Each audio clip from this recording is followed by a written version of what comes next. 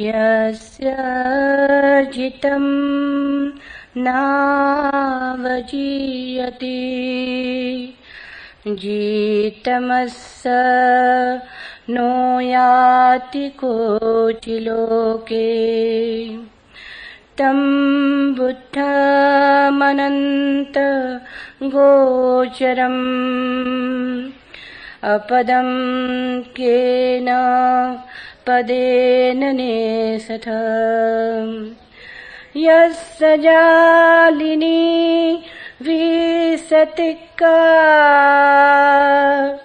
तन्हा नत्थि कुहिञ्जिच्च नेतवे तं बुद्धमनन्त गोचरम् अपदं केन पदेन नेसत्थ ये झाण पशुता धीरा नेव खम्मु पस्मेरता देवापि ते सम्पीहयन्ति सम्बुद्धानं सतीमतम् किच्छो मनुष्यपटीलाभो किच्छं मच्चानमजीवितम् किच्छं सत्थं सवणम् किच्छो बुद्धानम उपपदो सब पापस्य करणम् कुशलस्य उपसम्पदा सचित्त परियोदपनम् एतं बुद्धा नमशासनम् खन्ति परमं तपोतितिक्षा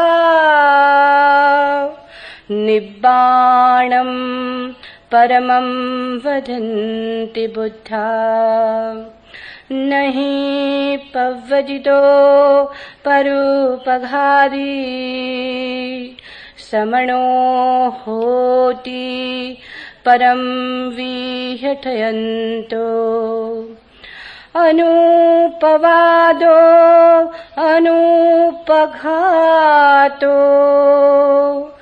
पातिमुखे च संवरो मत्तधुत्ता च भक्तस्मिन् पन्तच्छच्च शयनासनम् अधिचित्ते च योगो एतं बुद्धानं शासनम्।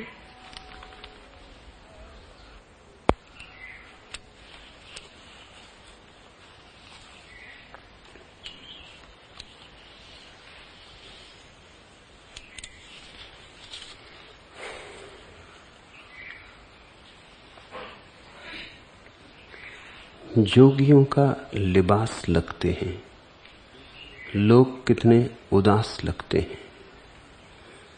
दर्द की ओस में धुले चेहरे मकबरों पर की घास लगते हैं। सुबह सूरज किधर से निकलेगा, मैं कदे में कयास लगते हैं। आप भी जिंदगी से आजिज हैं, आप भी देवदास लगते हैं। हाय पलकें लहू लुहान हुई, ख्वाब टूटे गिलास लगते हैं। आप उस शख्स तक नहीं पहुंचे, हाँ मगर आसपास लगते हैं।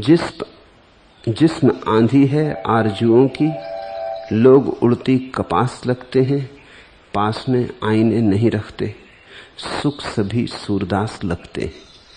कत्ल करके किसी का भागे हों, लोग यूं बदहवास लगते हैं। जोगियों का लिबास लगते हैं, लोग कितने उदास लगते हैं। आदमी उदास है, आदमी इतना उदास है कि उसका तथाकथित जीवन तो उदास है ही, उसका धार्मिक जीवन भी उदास है। इसलिए जोगी का लिबास तो उदास आदमी का प्रतीक हो गया। जोगी का तो अर्थ ही हो गया हारा टूटा दुखी, जीते जी मरा हुआ, जिसके जीवन में कोई रस की धार नहीं है, मरुस्थल है जो। पर यह बात उल्टी है।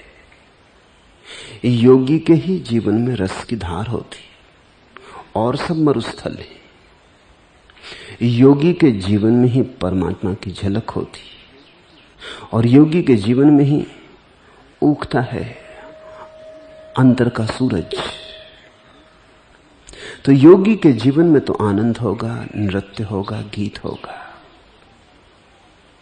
चाहे तुम पहचान ना पाओ, क्योंकि जिन गीतों को तुम पहचानते हो वैसे गीत वहां ना होंगे। और जिस आनंद को तुमने जाना है वह आनंद तो झूठा है। असली सिक्के वहां होंगे, नकली सिक्कों के तुम आदी हो गए तो शायद तुम ना भी पहचान पाओ। मैंने सुना है कि एक बूढ़ी स्त्री अपने बेटे के साथ, बेटा एक चित्रकार था, एक कला प्रदर्शनी को देखने गई। वहां उसने पिकासो की एक बहुत प्रसिद्ध कृति देखी, लेकिन न उसे पिकासो का कुछ पता है, न पिकासो की मूल कृति उसके सामने है, लाखों रुपए की उसकी कीमत है, इसका उसे कुछ पता है। वो अपने बेटे से देख के बोली, ये भी कौन चित्रकार है? मालूम होता है अपने घर जो कैलेंडर टंगा है उसी की नकल इसने की। कैलेंडर पिकासो की इस कृति की नकल है, ये मूल कृति है। लेकिन उस बूढ़ी स्त्री को माफ करना होगा, कैलेंडर ही उसने देखा सदा घर में टंगा हुआ है। अब आज अचानक मूल कृति देखी तो उसे लगती है कि शायद ये कैलेंडर की नकल है, और वो चकित है कि किस नासमझ ने इसको यहां टांगा है, इसको प्रदर्शन करने की जरूरत क्या है।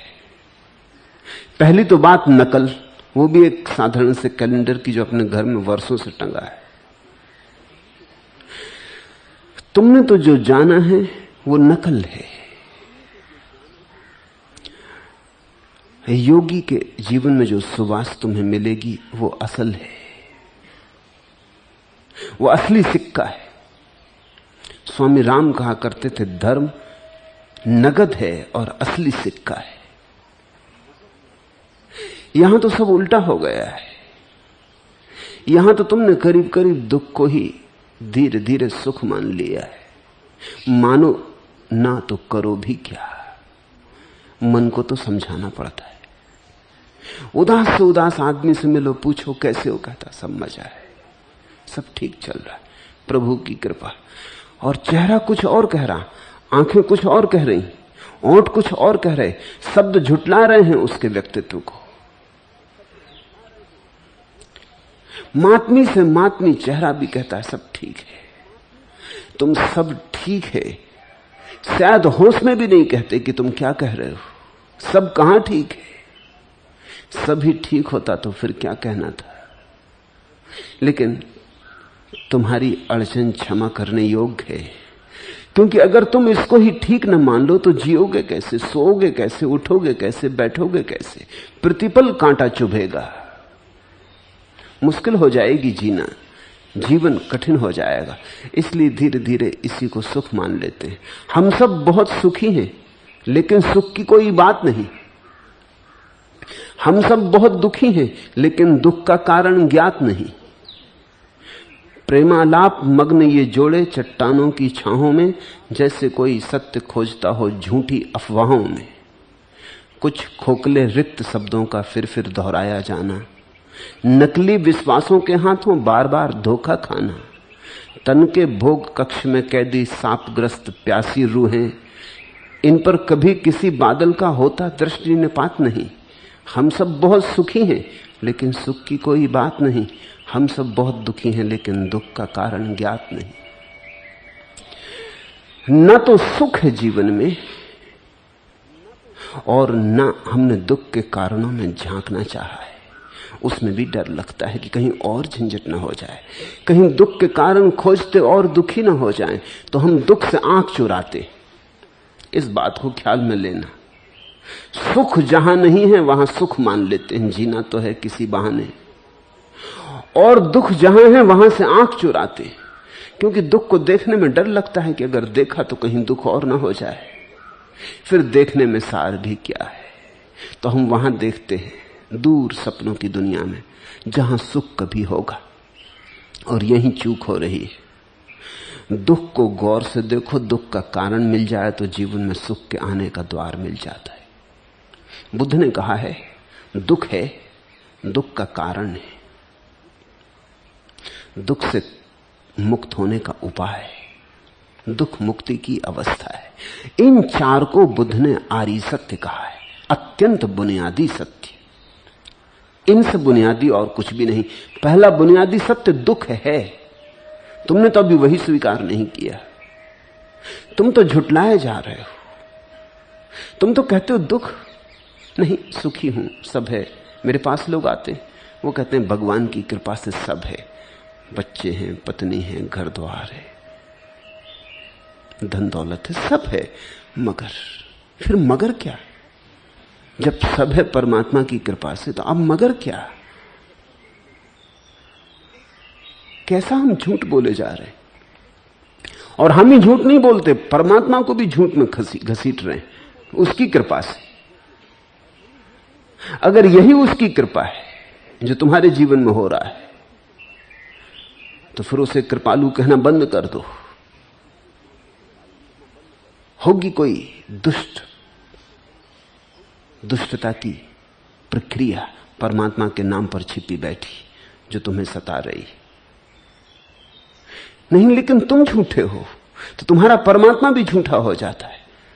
तुम झूठे हो, तुम जो छूते हो वही झूठा हो जाता है। और झूठ की पहली सीढ़ी कहां पड़ती? वहीं जहां तुम दुख को दुख नहीं मानते और सुख समझा लेते हो कि सुख है। फिर जब तुम दुख को सुख मान लेते हो तो तुम एक ऐसी प्रक्रिया में पड़ गए कि अब तुम दुख के कारण कैसे खोजोगे। जब सुख ही मान लिया तो दुख का कारण कैसे खोजोगे?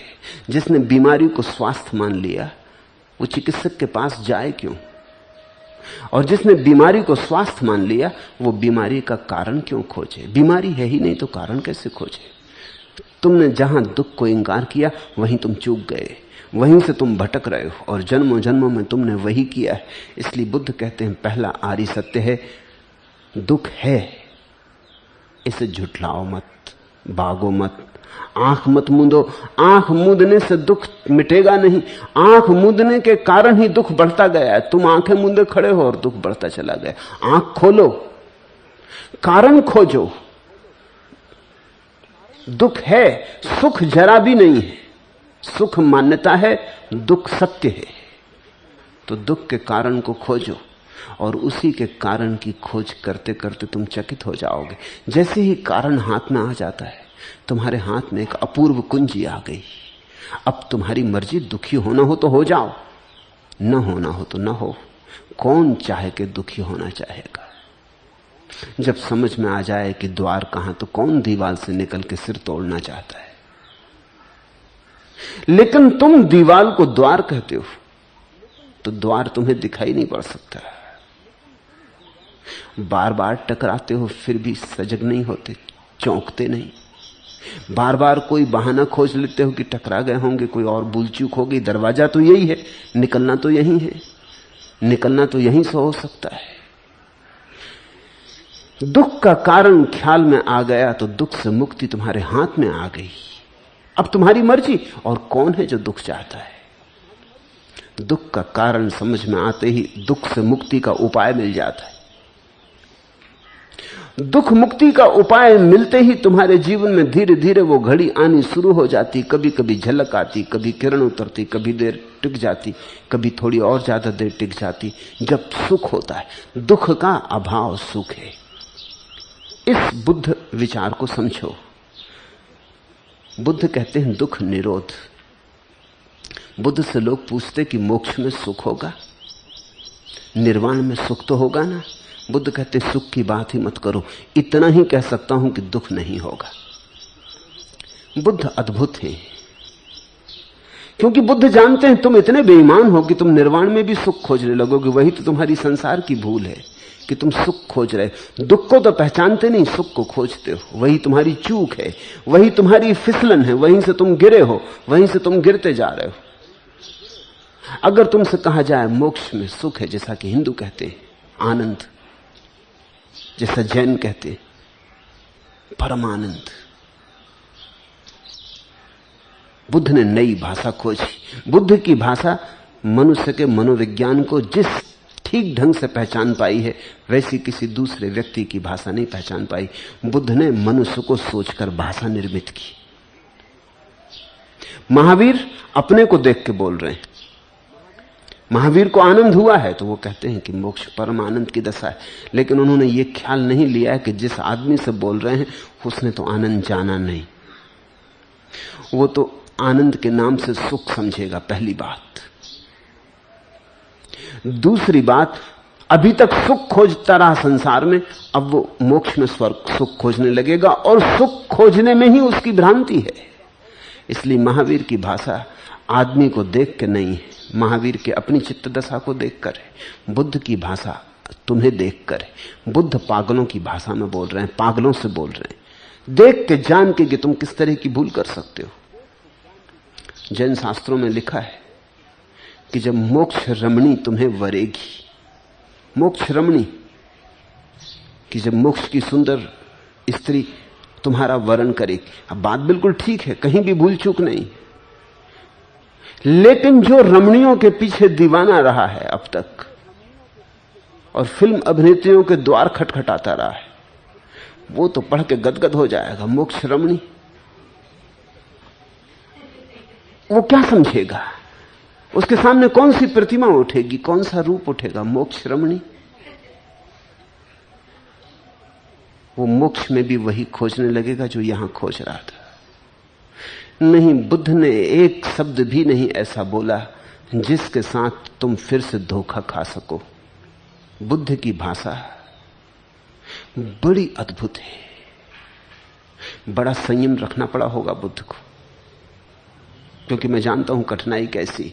जब भीतर आनंद बरस रहा हो तब इस बात को सदा याद रखना कि तुमसे आनंद की बात ना की जाए, कठिन है।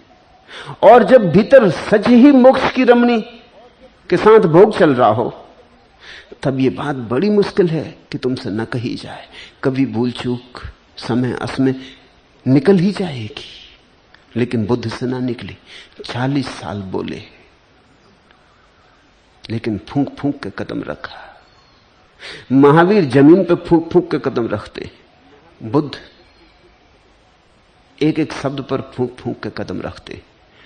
कितनी ही बार पूछा गया और कितने ही ढंग से पूछा गया, लेकिन उन्होंने सदा यही कहा कि दुख निरोध, दुख नहीं होगा, इतना ही तुमसे कह सकता हूं। सुख होगा कि नहीं तुम जानो, मेरी तरफ से इतनी भर पक्की बात है कि दुख नहीं होगा। इसलिए बुद्ध का प्रभाव बहुत समझदार लोगों पर पड़ा, ना समझ लोगों पर नहीं पड़ा। ना समझो, उन्होंने कहा यह भी कोई लक्ष्य हुआ, दुख निरोध, दुख नहीं होगा। ये बात कुछ जस्ती नहीं, कुछ विधायक। होगा क्या ये कहो ना, नहीं होगा। इधर दुख से परेशान है, तुम कहते हो दुख नहीं होगा। ये लक्ष्य कुछ बहुत हृदय को गदगद नहीं करता, करता है दुख निरोध। कांटा नहीं होगा, घाव नहीं होगा, लेकिन बुद्ध ये नहीं कहते कि फूल खिलेगा, सुगंध होगी, सुवास होगी। बुद्ध ये बात नहीं कहते। बुद्ध कहते हैं कांटा नहीं होगा, बस इतना ही। अब कांटा नहीं होगा, इससे मन में कहीं कोई तरंग उठती, कोई लहर उठती, इसको कोई लक्ष्य मान के अपना जीवन समर्पित करेगा। दुख निरोध के लिए कोई साध्य बनाएगा। किसी से तुम पूछोगे क्या खोज रहे हो, तो वो कहेगा मैं दुख निरोध खोज रहा हूं। ये बात कुछ जस्ती नहीं, दुख निरोध की प्रतिमा बनती नहीं। इसलिए बुद्ध का प्रभाव अत्यंत बुद्धिशाली लोगों पर पड़ा और जैसे ही बुद्ध विदा हो गए वो प्रभाव क्षीण होने लगा, क्योंकि भीड़ तो बुद्धिहीनों की है। बुद्ध का धर्म इस जगत में सर्वाधिक वैज्ञानिक धर्म था, लेकिन विलुप्त हो गए। इस देश से विलुप्त हो गया जहां पैदा हुआ, क्योंकि इस देश से विलुप्त हो जाने के बहुत कारणों में एक कारण यह था कि इस देश के शेष सारे धर्म आनंद की भाषा बोलते हैं। सच्चिदानंद, मोक्ष, मोक्ष रमणी, अपूर्व सुख की वर्षा, महासुख। और बुद्ध ने सिर्फ इतना कहा, दुख निरोध। लेकिन मैं तुमसे कहता हूं, बुद्ध की बात समझ के चलोगे तो इस मंदिर की सीढ़ियों पर चढ़ सकते हो, क्योंकि दुख निरोध ही सुख को पाने का मार्ग है। दुख न रह जाए तो जो बचेगा उसका नाम आनंद है। दुख के अभाव का नाम आनंद है। फूल खिलता है, निश्चित खिलता है, लेकिन जो व्यक्ति सुख की तलाश में लगा है वो संसार को ही बढ़ाए चला जाता है, और जो व्यक्ति दुख की तलाश में लग जाता है वो संसार को काटने लगता है। कारण हाथ में आने लगते हैं, उतना उतना दुख गिरने लगा, उतना संसार गिरने लगा। निदान हो गया रोग का, चिकित्सा बड़ी आसान हो जाती है। बुद्ध चिकित्सक है। बुद्ध ने कहा भी कि मैं वैद्य हूं, जैसा नानक ने कहा है कि मैं वैद्य हूं, ऐसा बुद्ध ने भी बहुत बार कहा कि मैं वैद्य हूं। अनेक अनेक बार बुद्ध ने दोहराया है कि मैं कोई दार्शनिक नहीं, कोई ज्ञानी नहीं, मैं तो वैद्य हूं। तुम बीमार हो, मैं वैद्य हूं। तुम जब वैद्य के पास जाते हो तो वो तुम्हारी बीमारी दूर कर देता है। स्वास्थ्य तो तुम्हें देता नहीं, दे भी नहीं सकता। किस वैद्य का सामर्थ्य? स्वास्थ्य कब किसने किसको दिया? स्वास्थ्य को देने की जरूरत ही नहीं। स्वास्थ्य का अर्थ ही होता है जब बीमारी नहीं रह जाती तो जो बचता है। तो वैद्य तुम्हारी बीमारी छीन लेता है, औषधि देता है कि बीमारी कट जाए। जब सब बीमारी कट जाती तो जो पीछे अपने आप स्वभावता रह जाता है, उस स्वभाव में जो है वही तो स्वास्थ्य है। ये दोनों शब्द एक से ही बने हैं, श्वास है, स्वभाव और स्वास्थ्य।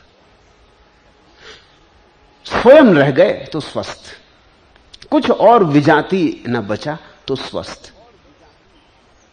तो स्वास्थ्य तो कोई नहीं दे सकता। तुम अगर डॉक्टर के पास जाओ, कहो कि कुछ स्वास्थ्य दे दें, तो वो कहेगा बीमारी क्या है। तुम कहो बीमारी तो कुछ भी नहीं, मैं स्वास्थ्य की तलाश कर रहा हूं, तो वो कहेगा कि बीमारी जब कुछ भी नहीं तो तुम स्वस्थ हो, और स्वास्थ्य देने का कोई उपाय नहीं। बीमारी छीनी जा सकती है, स्वास्थ्य दिया नहीं जा सकता। तो बुद्ध बीमारी का विश्लेषण किए, बीमारी को ठीक ठीक तर्कयुक्त ढंग से साफ कर दिया। फूल खिलता है, नाव नहीं, ये अधर हैं हस्ती इनसे झील, पता नहीं ये जिंदगी कितने लंबे मील। लकड़ी की इस देह के टूटे हुए किवाड़, पीछे रेगिस्तान है आगे उठे पहाड़। कोने पर से फट गई यह चिट्ठी सी धूप, संध्या ऐसी लग रही ज्यों विधवा का रूप। कच्ची मिट्टी के मनुज आवे जैसा गांव, अंगारों का फर्श है और धुएं की छांव। 12 बजते ही मिली सुइयां दोनों साथ, अभिवादन करता समय जुड़े घड़ी के हाथ। पीली आंखें धूप की, नीले दर्द हजार, पतझड़ में शायद तभी हरा हो गया प्यार। कपट छलाओं का नगर, तीखे तीखे लोग, मित्रों को भी लग गया नागफनी का रोग। संबंधों की हथकड़ी, चेहरे हैं अभियुक्त, आंखों के पक्षी उड़े होकर बंधन मुक्त। चोरी करके चांद की गए तिमिर के चोर, गश्त लगाता फिर रहा यहां सिपैया भोर। लहंगा पहने धूप का, उतरी जल में शाम, बूढ़े बरगद ने कहा पलक मूंद कर राम। अनगिन चेहरों से लदा यह नीला आकाश, बरसों खोजा न मिला अपना सुर्ख पलाश।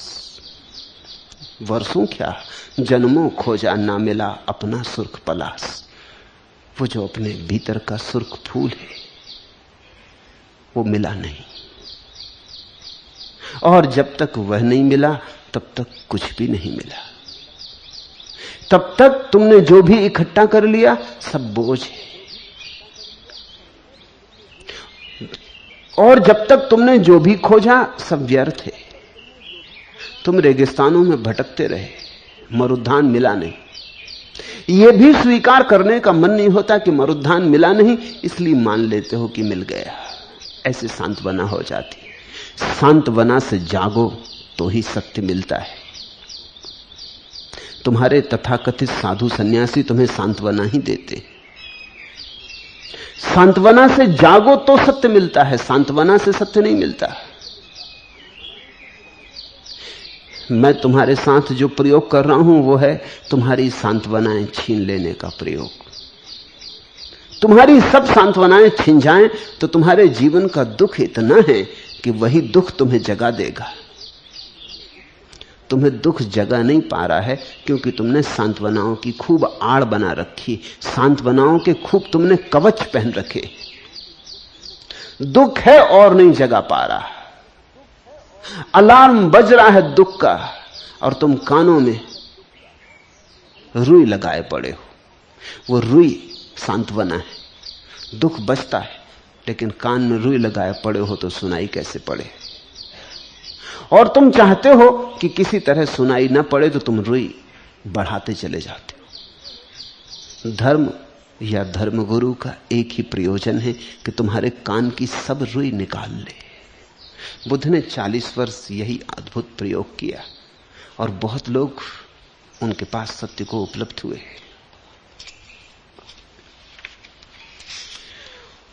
और जिसे भी सत्य को पाना हो उसे टालना नहीं चाहिए। उसे यह नहीं कहना चाहिए कल निकालेंगे कान की रुई। अभी निकालो तो निकलेगी, कल पर छोड़ा तो कभी ना निकलेगी। एक संस्मरण और जोड़ दूं, ओ मेरे इतिहास रुको तो। हम रोके जा रहे हैं हर चीज को। हम कहते हैं जरा ठहरो, थोड़ा और धन इकट्ठा कर लूं, कि थोड़ा और मन इकट्ठा कर लूं, कि थोड़ा और ऐसा कर लूं, कि थोड़ा और वैसा कर लूं। एक संस्मरण और जोड़ दूं, ओ मेरे इतिहास रुको तो। हम तो मौत से भी यही कहें। मौत सुनती नहीं इसलिए बात मुश्किल हो जाती, नहीं तो हम तो मौत से भी कहें कि जरा रुक जा। एक संस्मरण और जोड़ दूं, मैंने तुमको अपना जाना, अपने से भी ज्यादा माना, पर इतना सब करने पर भी सचमुच क्या तुमको पहचाना। तुम तो अब भी पहले जैसे लगते हो वैसे के वैसे। एक संस्मरण और जोड़ दूं, ओ मेरे मधुमास रुको तो। रात न रुचती स्वप्न न भाता, दिवस सरी का दिवस न जाता। लगता पहले मैं भी था कुछ, पर अब कुछ भी याद ना आता। सच कितना मजबूर हुआ है, अपने से भी दूर हुआ है। एक विस्मरण और जोड़ दूं, ओ मेरे विश्वास रुको तो। केवल इतनी कथा हमारी, अथ पर इति की पहरेदारी। कभी समरना चाहा होगा, अब तो बुझने की तैयारी। मन था नई सृष्टि रचने का, अब प्रयास सबसे बचने का। एक संवरण और जोड़ दूं, ओ मेरे सन्यास रुको तो। एक संस्मरण और जोड़ दूं, ओ मेरे इतिहास रुको तो। बुद्ध ने ऐसा नहीं किया। जिस दिन देखा कि मृत्यु है, जिस दिन देखा कि बुढ़ापा है, जिस दिन देखा कि जीवन में दुख है, उसी रात छोड़ दिया सब। उस रात छोड़ने के बाद बुद्ध ने जो कसम खाई वो समझने जैसी है। बुद्ध ने कहा, चाहे मेरा चमड़ा, नसें, हड्डी ही क्यों न शेष रह जाएं, चाहे शरीर, मांस, रक्त क्यों न सूख जाए, किंतु बिना सम्यक संबोधि को प्राप्त किए नहीं रहूंगा। क्योंकि उसके बिना रहने का कोई अर्थ नहीं। सम्यक संबोधि एकमात्र संपदा है।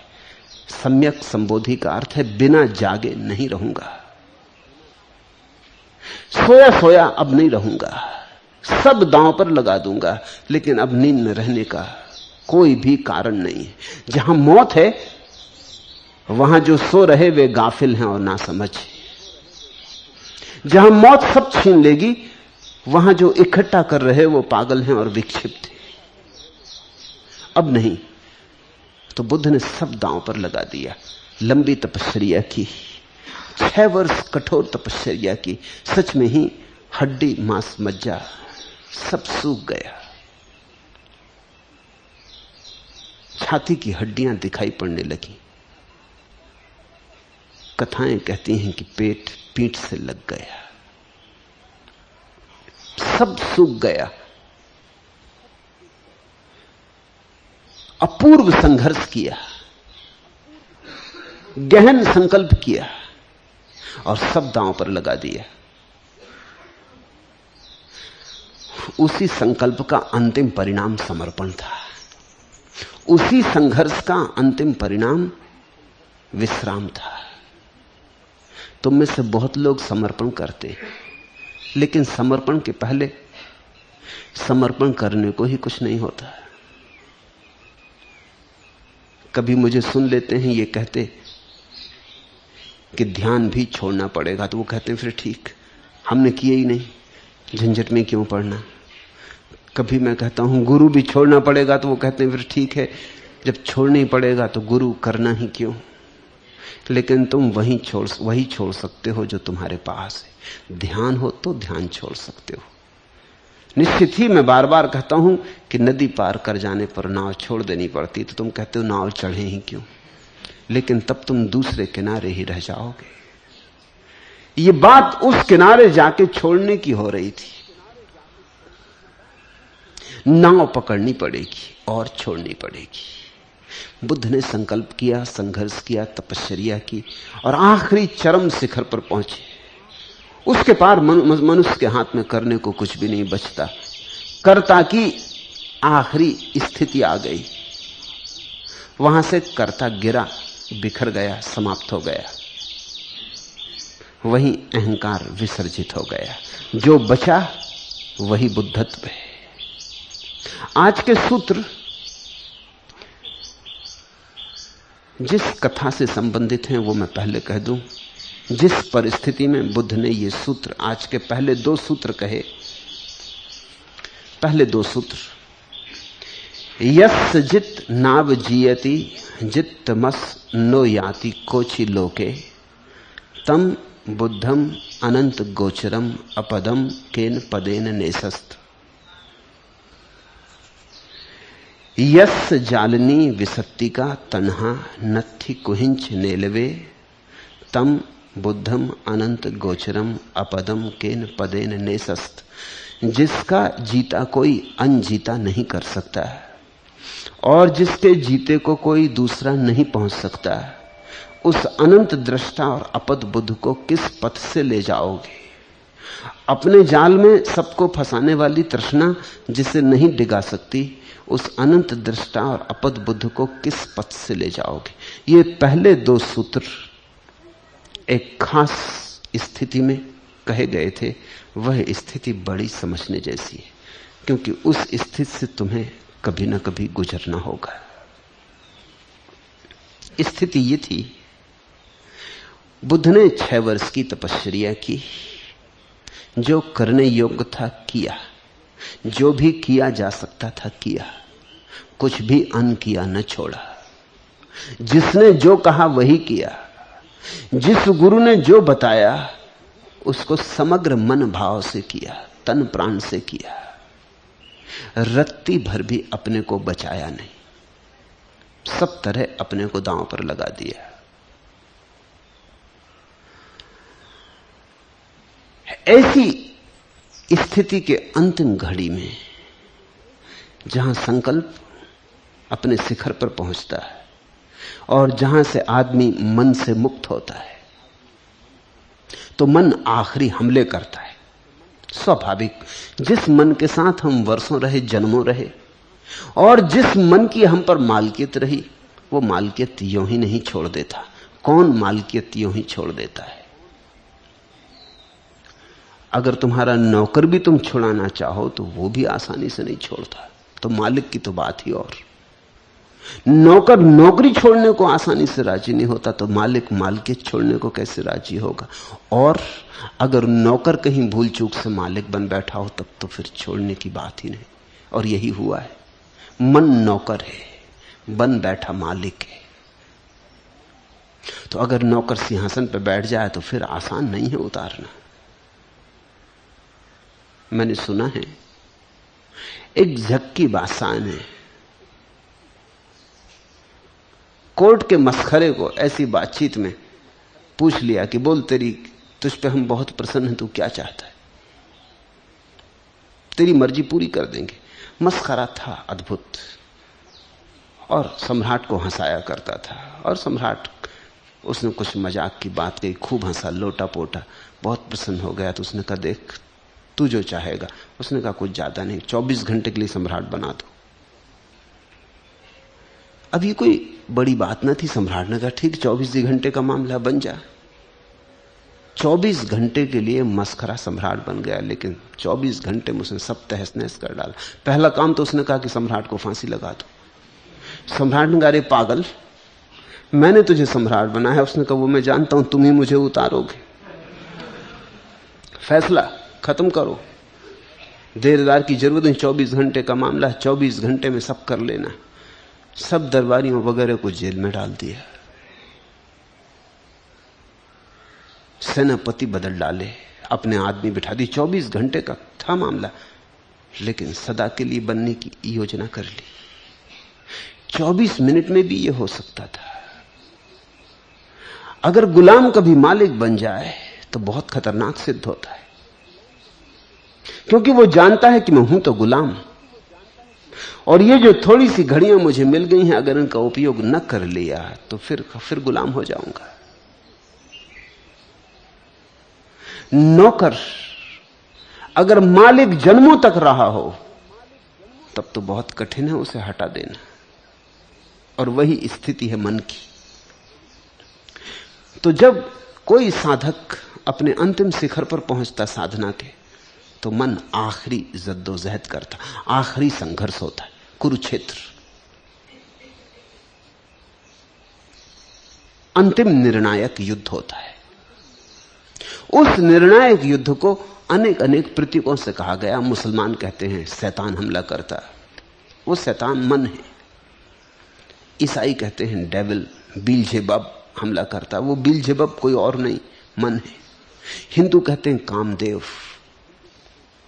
और स्वभावतः हिंदुओं के पास सबसे श्रेष्ठ कथाएं हैं, क्योंकि उन्होंने खूब परिमार्जित किया है, 10,000 साल तक परिमार्जन किया है। औरों की कथाएं नई नई हैं, उनमें कई भूल चूके मिल जाएंगे, लेकिन हिंदुओं ने तो खूब परिमार्जन किया है। इसके पहले कि हिंदुओं की कथाएं लिखी गई, हजारों साल तक वो कथाएं बुद्धिमानों के हाथ से गुजरती रही, उन पर परिमार्जन होता रहा। तो हिंदुओं की कामदेव की कथा बड़ी अद्भुत है। उसमें पहली तो बात यह कि वो अनंग है, उनकी कोई देह नहीं। यही तो मन है, मन की कोई देह थोड़ी है, मन अदेही है। इसलिए तो मन को कहीं भी जाने में देर नहीं लगती।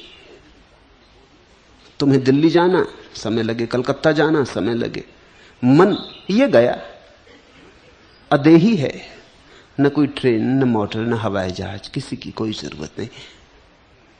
सोचा नहीं कि गया नहीं, क्षण भी बीच में टूटता नहीं, समय नहीं लगता। देह अगर मन की होती तो समय लगता। हिंदुओं की कथा अद्भुत है कि शिव को काम ने बहुत ज्यादा पीड़ित किया, परेशान किया, तो वो नाराज हो गए और उन्होंने आंख, अपनी तीसरा नेत्र खोल दिया। उस तीसरे नेत्र के कारण जल के भस्म होकर काम का जो शरीर था वो गिर गया। तब से वो अनंग है, उसके पास देह नहीं है। ये कथा भी प्यारी है कि तीसरे नेत्र के खोलने से काम जल गया। तीसरे नेत्र के खुलने पर ही काम जलता है। तीसरे नेत्र का खुलने का अर्थ है अंतर्दृष्टि उपलब्ध हो गई, भीतर की आंख खुल गई।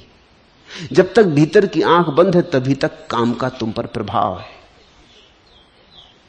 भीतर की आंख खुल गई, काम का प्रभाव समाप्त हो गया। भीतर तुम सोए हो, इसलिए काम तुम्हें फुसला लेता, राजी कर लेता। भीतर जाग गए, फिर तुम्हें कोई राजी न कर सकेगा। बौद्धों में यही काम मार कहा जाता है। ये बौद्ध नाम है काम का ही। बौद्धों ने भी खूब परिष्कार किया है मार का, और ये घटना तुम्हें बताएगी कि किस तरह परिष्कार किया है। साधना अंतिम चरण में पहुंची उनकी, तपश्चर्या के अंतिम शिखर पर मार ने भगवान को पछाड़ने की चेष्टा की। मार सब तरफ से हमले किया, सब द्वार दरवाजों से हमले किया।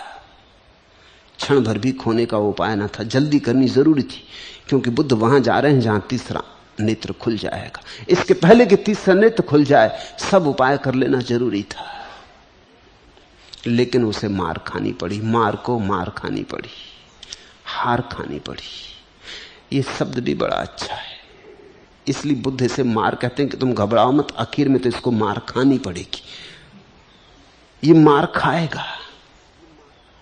बीच के ही दिन है इसकी विजय यात्रा अगर होती, अंततः तो इसे हारना है। सत्यमेव जयते, सत्य अंततः तो जीतेगा। अगर झूठ जीतता है तो बीच में ही जीतता है, इसलिए बहुत परेशान मत होना। अगर झूठ जीत भी जाए तो प्रतीक्षा करना, डमाडोल मत हो जाना। अंततः तो सत्य ही जीतेगा, क्योंकि झूठ है ही नहीं तो जीतेगा कैसे। इसलिए मार को मार तो खानी ही पड़ेगी। उसका स्वभाव ही ऐसा है कि वो हारेगा। तुम जागे कि हारेगा। अगर जीत रहा है तो सिर्फ इसलिए कि तुम अभी सोए हो, तुम खुद ही झूठ हो, इसलिए झूठ जीत रहा है। जैसे ही तुम सच हुए कि सच की जीत हो जाएगी। मार अपने कारण नहीं जीत रहा है, तुम्हारे कारण जीत रहा है। तुम हारे हुए बैठे इसलिए जीत रहा है। तुम जरा उठ के खड़े हो जाओ तो मार जीत ना सकेगा। मार को हार खानी पड़ी। तब उसने अपनी 3 कन्याओं को भेजा। मार कन्याएं नाना प्रकार के प्रयत्न कर भगवान को वश में करना चाहिए। अब ये भी समझना, पहले मार स्वयं आया, हार गया तो उसने अपनी 3 कन्याओं को भेजा। ये आखिरी उपाय है। इन प्रतीकों को ख्याल में लेना जरूरी है। पहली बात, जैसा मैंने तुमसे पहले दिन कहा कि प्रत्येक मनुष्य के भीतर पुरुष है और स्त्री है, और प्रत्येक स्त्री के भीतर स्त्री है और पुरुष है।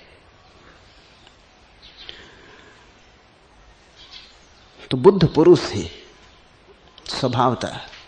सबसे पहले बुद्ध का जो अधिक अंशों वाला मन है, पुरुष का मन, वो हमला करेगा स्वभावतः, क्योंकि बुद्ध के पास पुरुष का मन बड़ा है स्त्री के मन के मुकाबले।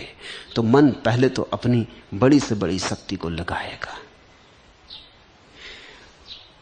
मन के भीतर पुरुष जैसी बातें हैं, जैसे अहंकार, क्रोध, पद, मद, मत्सर, मोह, ये सब पुरुषवाची हैं।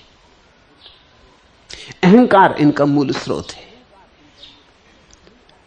तुम्हारे भीतर जो जाल है, उस जाल में जो पुरुष तुम्हारे भीतर छिपा है, जो तुम्हें उलझा रहा है, वो है अहंकार। इसलिए तुम पाओगे कि पुरुषों की सबसे बड़ी पीड़ा अहंकार है, सबसे बड़ी अड़चन उनकी अहंकार की। इसलिए पुरुष को समर्पण करना बहुत कठिन होता है, झुकना कठिन होता है। टूट जाए, झुकना नहीं चाहता। कहावतें कहती हैं टूट जाना मगर झुकना मत। ये पुरुष की अकड़ है। अहंकार पुरुष मन का आधार है। तो मार पहले स्वयं आया, इसका अर्थ है पुरुष के द्वार से आया। उसने बुद्ध के अहंकार को जगाया होगा। साफ नहीं है कथा में कि उसने क्या कहा, क्योंकि बहुत अनूठी कथाएं बहुत सी बातें बिना कहे छोड़ देती हैं। क्योंकि सभी बातें कह दी जाएं तो फिर ध्यान करने योग्य उन कथाओं में कुछ भी नहीं रह जाता। और ये कथाएं ध्यान करने के लिए निर्मित की गई हैं। इन पर ध्यान करना है और जो खाली हिस्से हैं उनको ध्यान से भरना है। इसलिए भारत में इतना विवेचन, इतनी व्याख्या चली। उस विवेचन और व्याख्या का कारण है क्योंकि कथाएं अधूरी। ईसाईयत के पास ऐसी व्याख्याएं नहीं है, न इस्लाम के पास ऐसी व्याख्याएं। कुरान पर कोई अच्छी व्याख्या हुई ही नहीं, क्योंकि कुरान ने कुछ खाली छोड़ा नहीं, सब कुछ कह दिया। बेकार की बातें भी कह दी जो कि कुरान में नहीं होनी चाहिए थी। शादी विवाह, समाज, राजनीति सब डाल दिया, कुछ छोड़ा ही नहीं। इससे एक बात साफ होती है कि कुरान जिन लोगों के लिए लिखा गया वो कोई बहुत बुद्धिमान लोग नहीं थे, उन पर भरोसा नहीं किया जा सकता था। डिटेल्स में सब बात कह देनी जरूरी थी, अन्यथा वो गड़बड़ कर देंगे। एक एक बात ब्यौरे में कह देनी जरूरी थी कि ऐसा करना, ऐसे उठना, ऐसे बैठना, सब साफ कर दिया। इसलिए कुरान में व्याख्या की बहुत गुंजाइश नहीं है, लेकिन उपनिषदों में व्याख्या की खूब गुंजाइश है। कुछ भी साफ नहीं किया है, इशारे हैं, और इशारों के कुछ भी अर्थ बन सकते। फायदा भी है, नुकसान भी है। हर फायदे में नुकसान होता है। कुरान का एक फायदा है कि मुसलमान बिल्कुल निश्चिंत है कि क्या करना है और क्या नहीं करना है, इस मामले में दुविधा नहीं है। हिंदू बिल्कुल अनिश्चित है, क्या करना क्या नहीं करना, एकदम दुविधा है। और तुम पूछने जाओ तो जिस आचार्य से पूछो वो अलग व्याख्या दे रहा है। शंकराचार्य कुछ कहेंगे, रामानुजाचार्य कुछ कहेंगे, वल्लभाचार्य कुछ कहेंगे, निम्बारकाचार्य कुछ कहेंगे, और तुम खोजते रहो आचार्यों को, और हर आचार्य व्याख्या देगा। खतरा यह है कि लोग साफ कभी नहीं हो पाएंगे कि ठीक ठीक क्या करना है। और फायदा यह है कि ध्यान के लिए बड़ी सुविधा है, सोच विचार के लिए बड़ी गुंजाइश है। इसलिए इस्लाम में बहुत विचार पैदा नहीं हो सका। मुसलमान सीधा साधा आदमी है, जो करने योग्य करता, जो नहीं करने योग्य नहीं करता, जो बात उसे कही उसको लकीर की फकीर की तरह मान के चलता है, लेकिन बहुत विचार का जन्म नहीं हुआ। हिंदुओं जैसा चिंतन पैदा नहीं हुआ, होने का कारण ही नहीं था। चिंतन तो वहीं पैदा होता है जहां खाली जगह छोड़ दी गई है, जिन्हें तुम्हें भरना होगा। तो भारत में जो भी कथाएं रची गई हैं उनमें बड़े रिक्त स्थान हैं। जैसे पहले मार ने हमला किया, लेकिन उसने क्या किया हमले में, ये बात नहीं कही गई, ये सोचनी पड़ेगी। मार यानी पुरुष, पुरुष यानी अहंकार।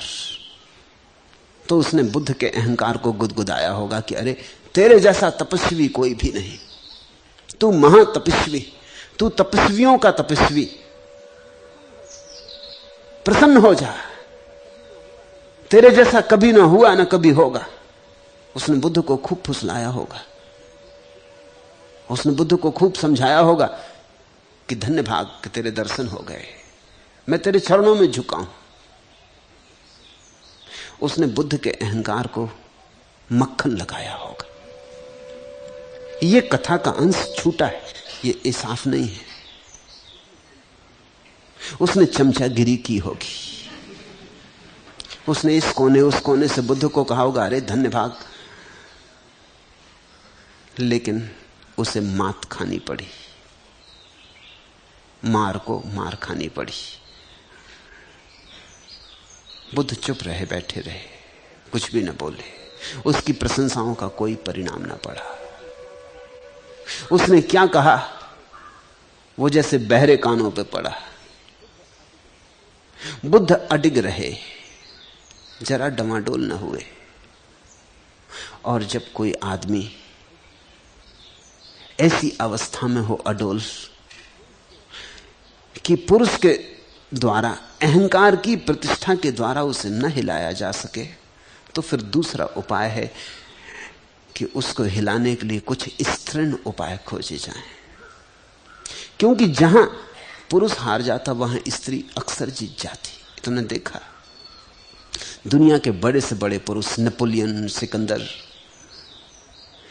युद्ध के मैदान पर बड़े पुरुष हैं, लेकिन घर आके एक दुबली पतली स्त्री से हार जाते।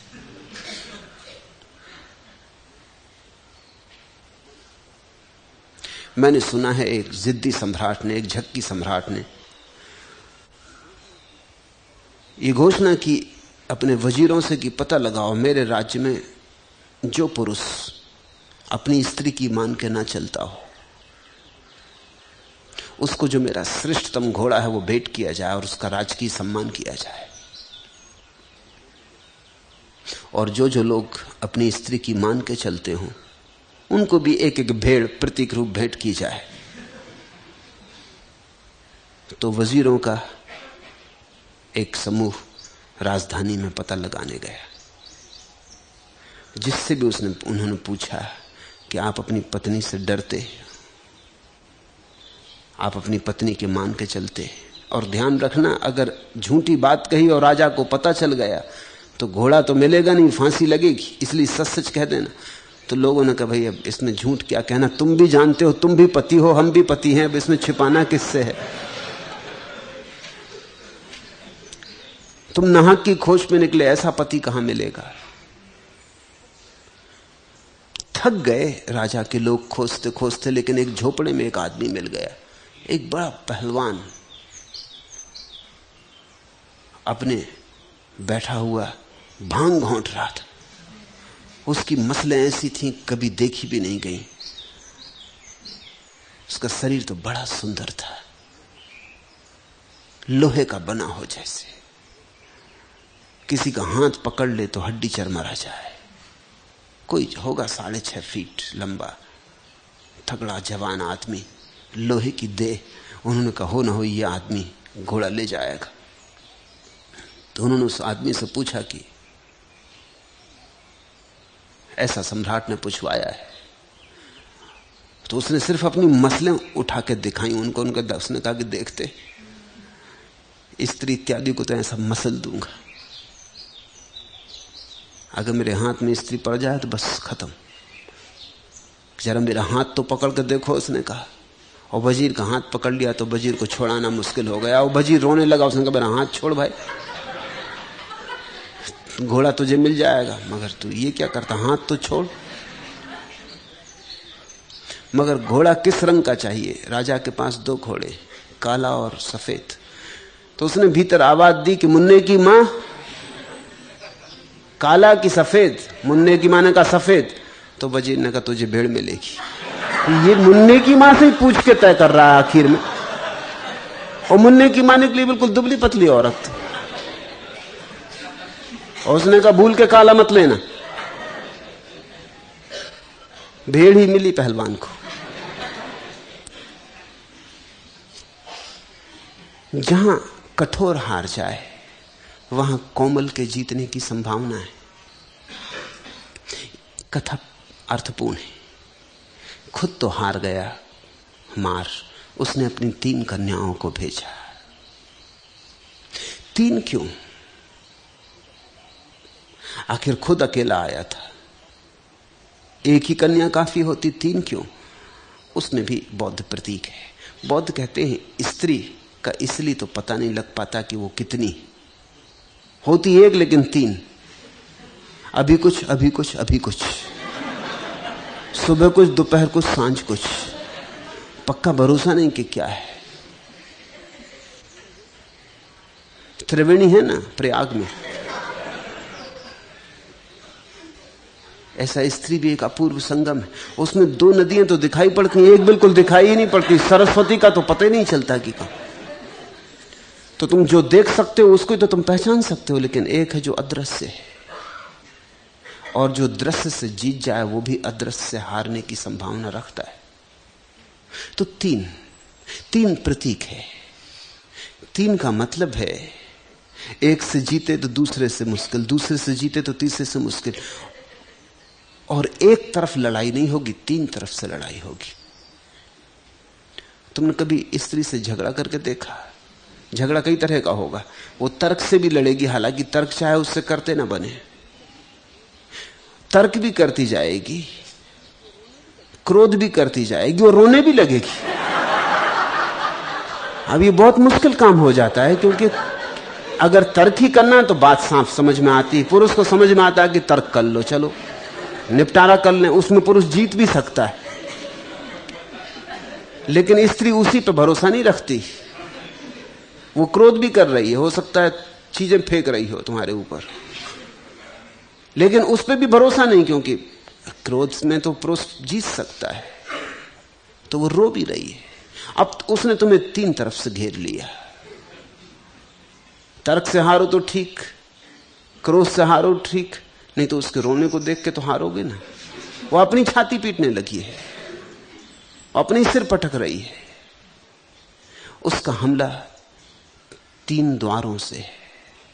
इसलिए कथा कहती कि मार ने अपनी 3 कन्याओं को भेजा।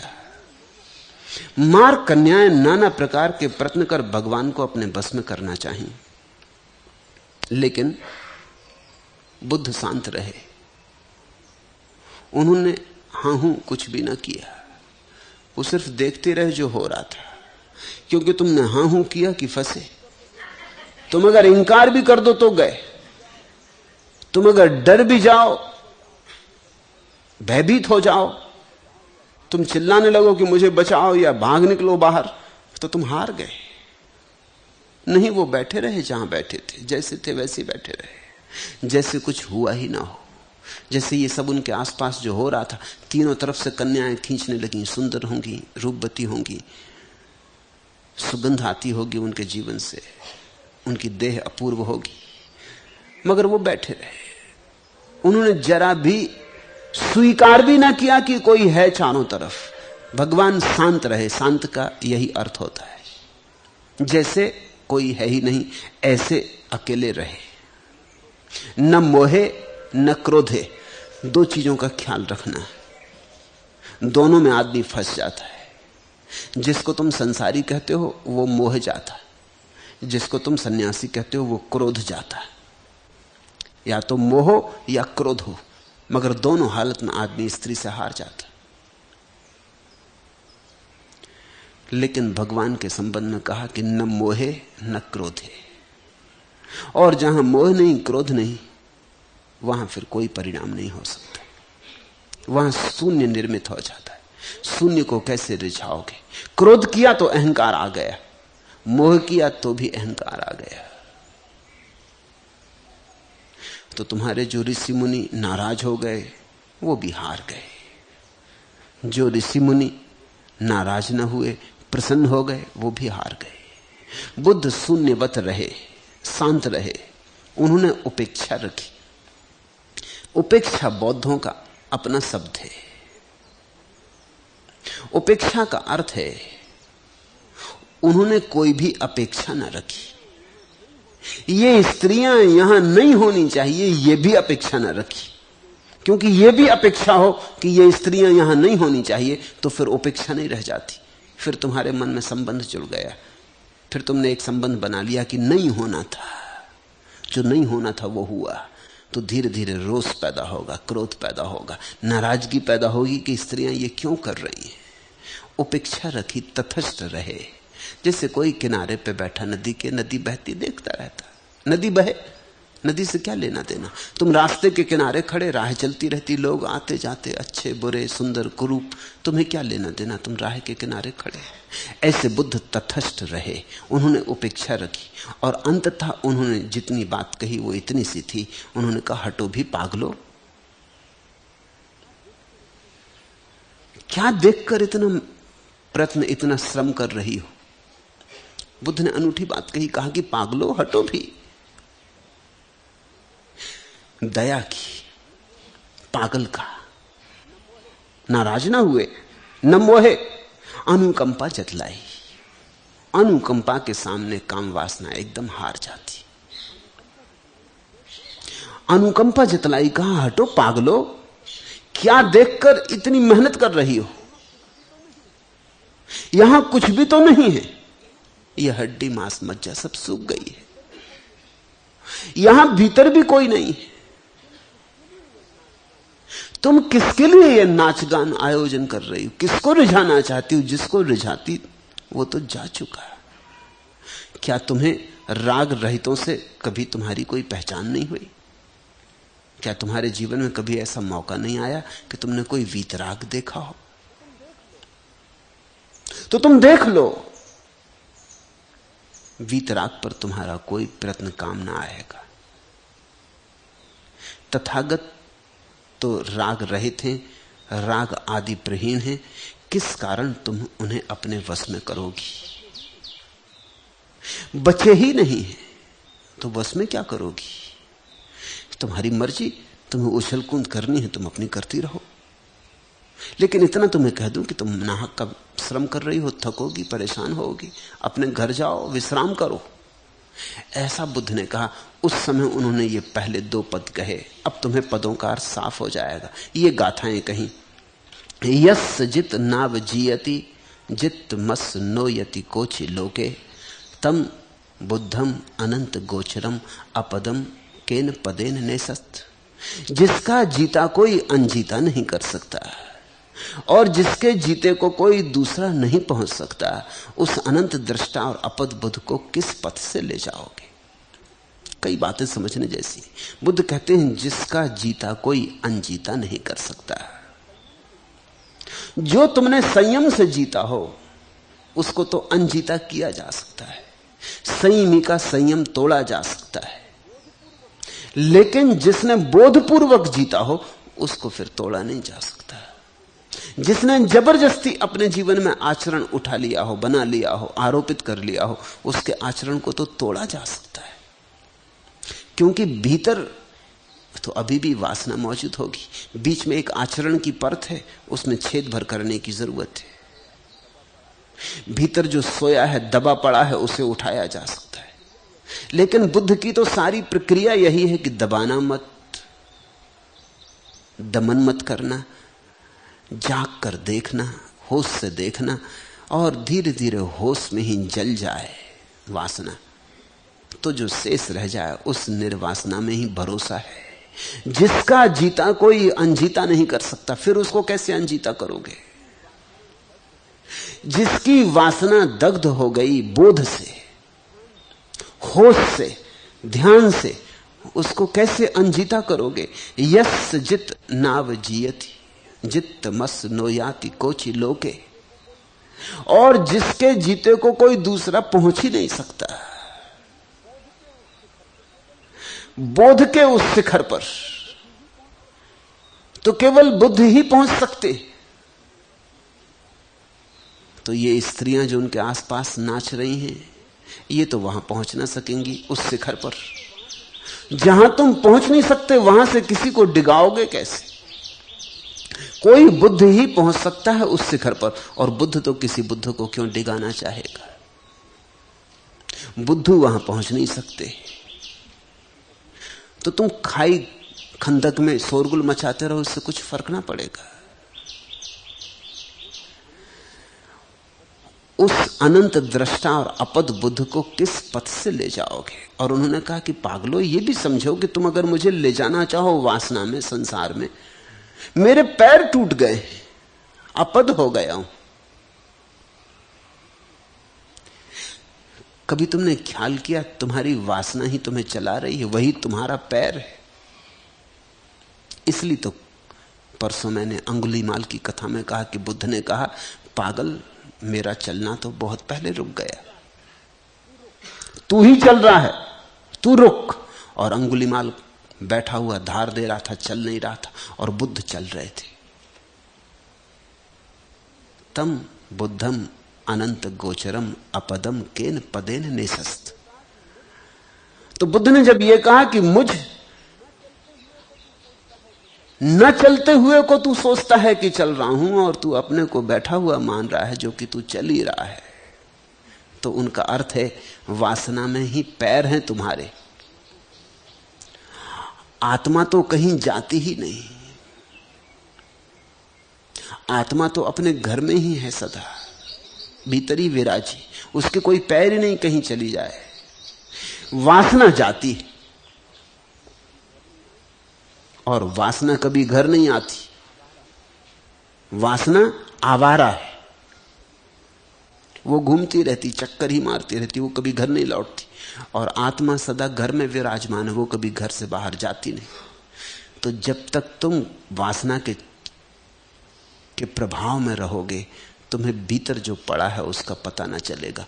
तुम वासना के कंधों पर बैठ के भटकते रहोगे। वासना में ही तुम्हारे पैर। बुद्ध तो अपद कहते अपने को कि मेरे तो पैर टूट गए। पागलो, जरा देखो भी तो, अब तो मुझे ले जाना भी चाहो तो कैसे? अब चलने वाला बचा नहीं है, अब चलने की वृत्ति ही जा चुकी है। अब मुझे ना कुछ पाना है ना खोजना है, तो मुझे तुम प्रलोभित कैसे करोगे? अपने जाल में सबको फंसाने वाली तृष्णा जिसे नहीं डिगा सकती, उस अनंत दृष्टा और अपद बुद्ध को किस पथ से ले जाओगे? तृष्णा का जाल था।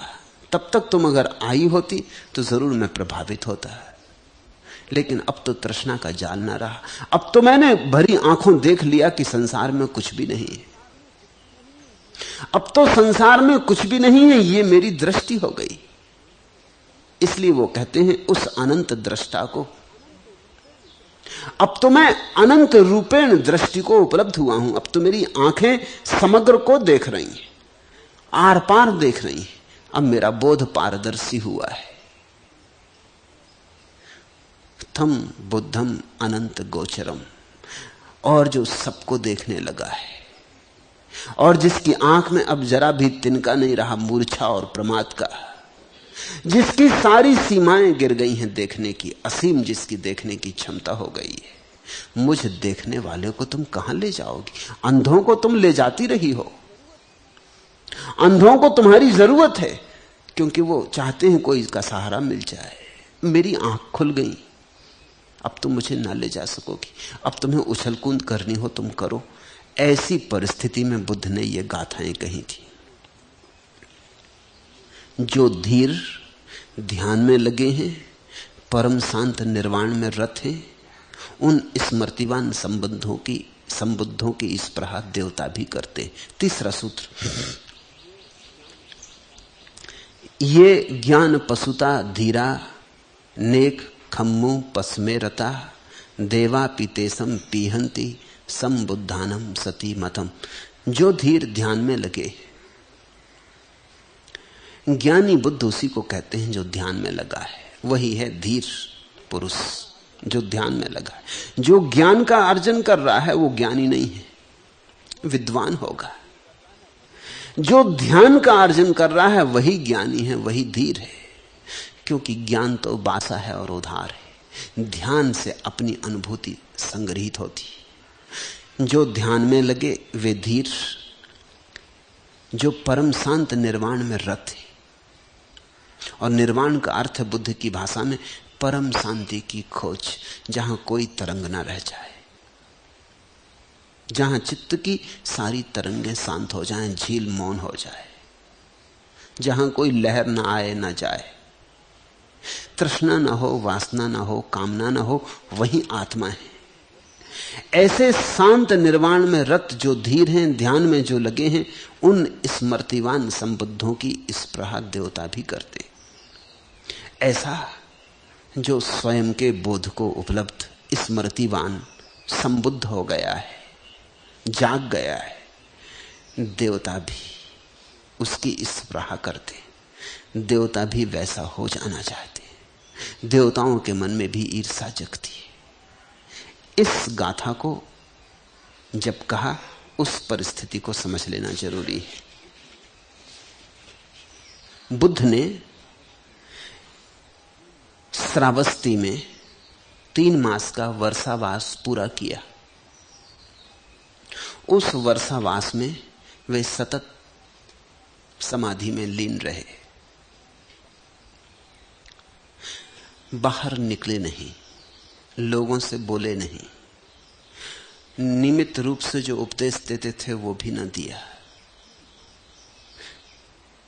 3 माह अपने में ही डूबे रहे। बौद्ध ग्रंथ कहते 3 माह वो पृथ्वी पर ना रहे। बड़ी मीठी बात। 3 माह वो कहीं और रहे, किसी और लोक में विचरे। कथाएं अद्भुत हैं हमारे पास, उनका अर्थ समझ में आने लगे तो उनमें से ऐसे मणि माणिक के झरने लगते। कहां गए बुद्ध? 3 माह कैसे लीन हो गए? प्रश्न उठने स्वाभाविक थे भिक्षु संघ में, क्योंकि बुद्ध तो परम ज्ञान को उपलब्ध हो गए हैं। अब समाधि में रहने का, आंख बंद करके बैठे रहने का, 3 महीने तक बाहर ना आने का क्या कारण होगा? हजार हजार प्रश्न उठे होंगे, जिज्ञासाएं जगी होंगी, अफवाहें उड़ी होंगी। जब बुद्ध लौटे तो उन्होंने कहा, मैं स्वर्ग गया था, क्योंकि देवताओं की बड़ी आकांक्षा थी कि उन्हें भी उपदेश दूं। वे मेरे पीछे पड़े थे। वे कहते थे मनुष्यों को ही समझाते रहोगे, हम पर दया कब होगी। इस बात पे तो शायद लोगों को भरोसा भी ना आता, लेकिन भरोसा करना पड़ा, क्योंकि 3 महीने बाद जब वे जिस भवन में 3 महीने तक मौन रहे थे उससे बाहर उतरे तो लोग चकित हो गए। घटना ऐसी घटी कि न मालूम कितने देवता भी उस दिन स्वागत करने के लिए खड़े थे, न मालूम कितने मनुष्य और न मालूम कितने देवता। देवताओं और मनुष्यों का अद्भुत सन्निपात हुआ, संख्यातीत था सन्निपात। देवता मनुष्यों को देखने लगे और मनुष्य देवताओं को देखने लगे। मनुष्यों को तो बिल्कुल भरोसा ही ना आया कि ये देवता यहां क्या कर रहे हैं, ये यहां कैसे आए। बुद्ध की बात पर तो शायद वो भरोसा भी ना करते, लेकिन जब ये अनंत अनंत देवता स्वागत के लिए खड़े थे तो उन्हें मानना ही पड़ा कि बुद्ध कहते हैं वो 3 माह तक स्वर्ग में रहे, वहां देवताओं को समझाया, जरूर समझाया होगा, इतने भक्त हो गए पैदा, वो सब खड़े हैं द्वार पर स्वागत करने के लिए।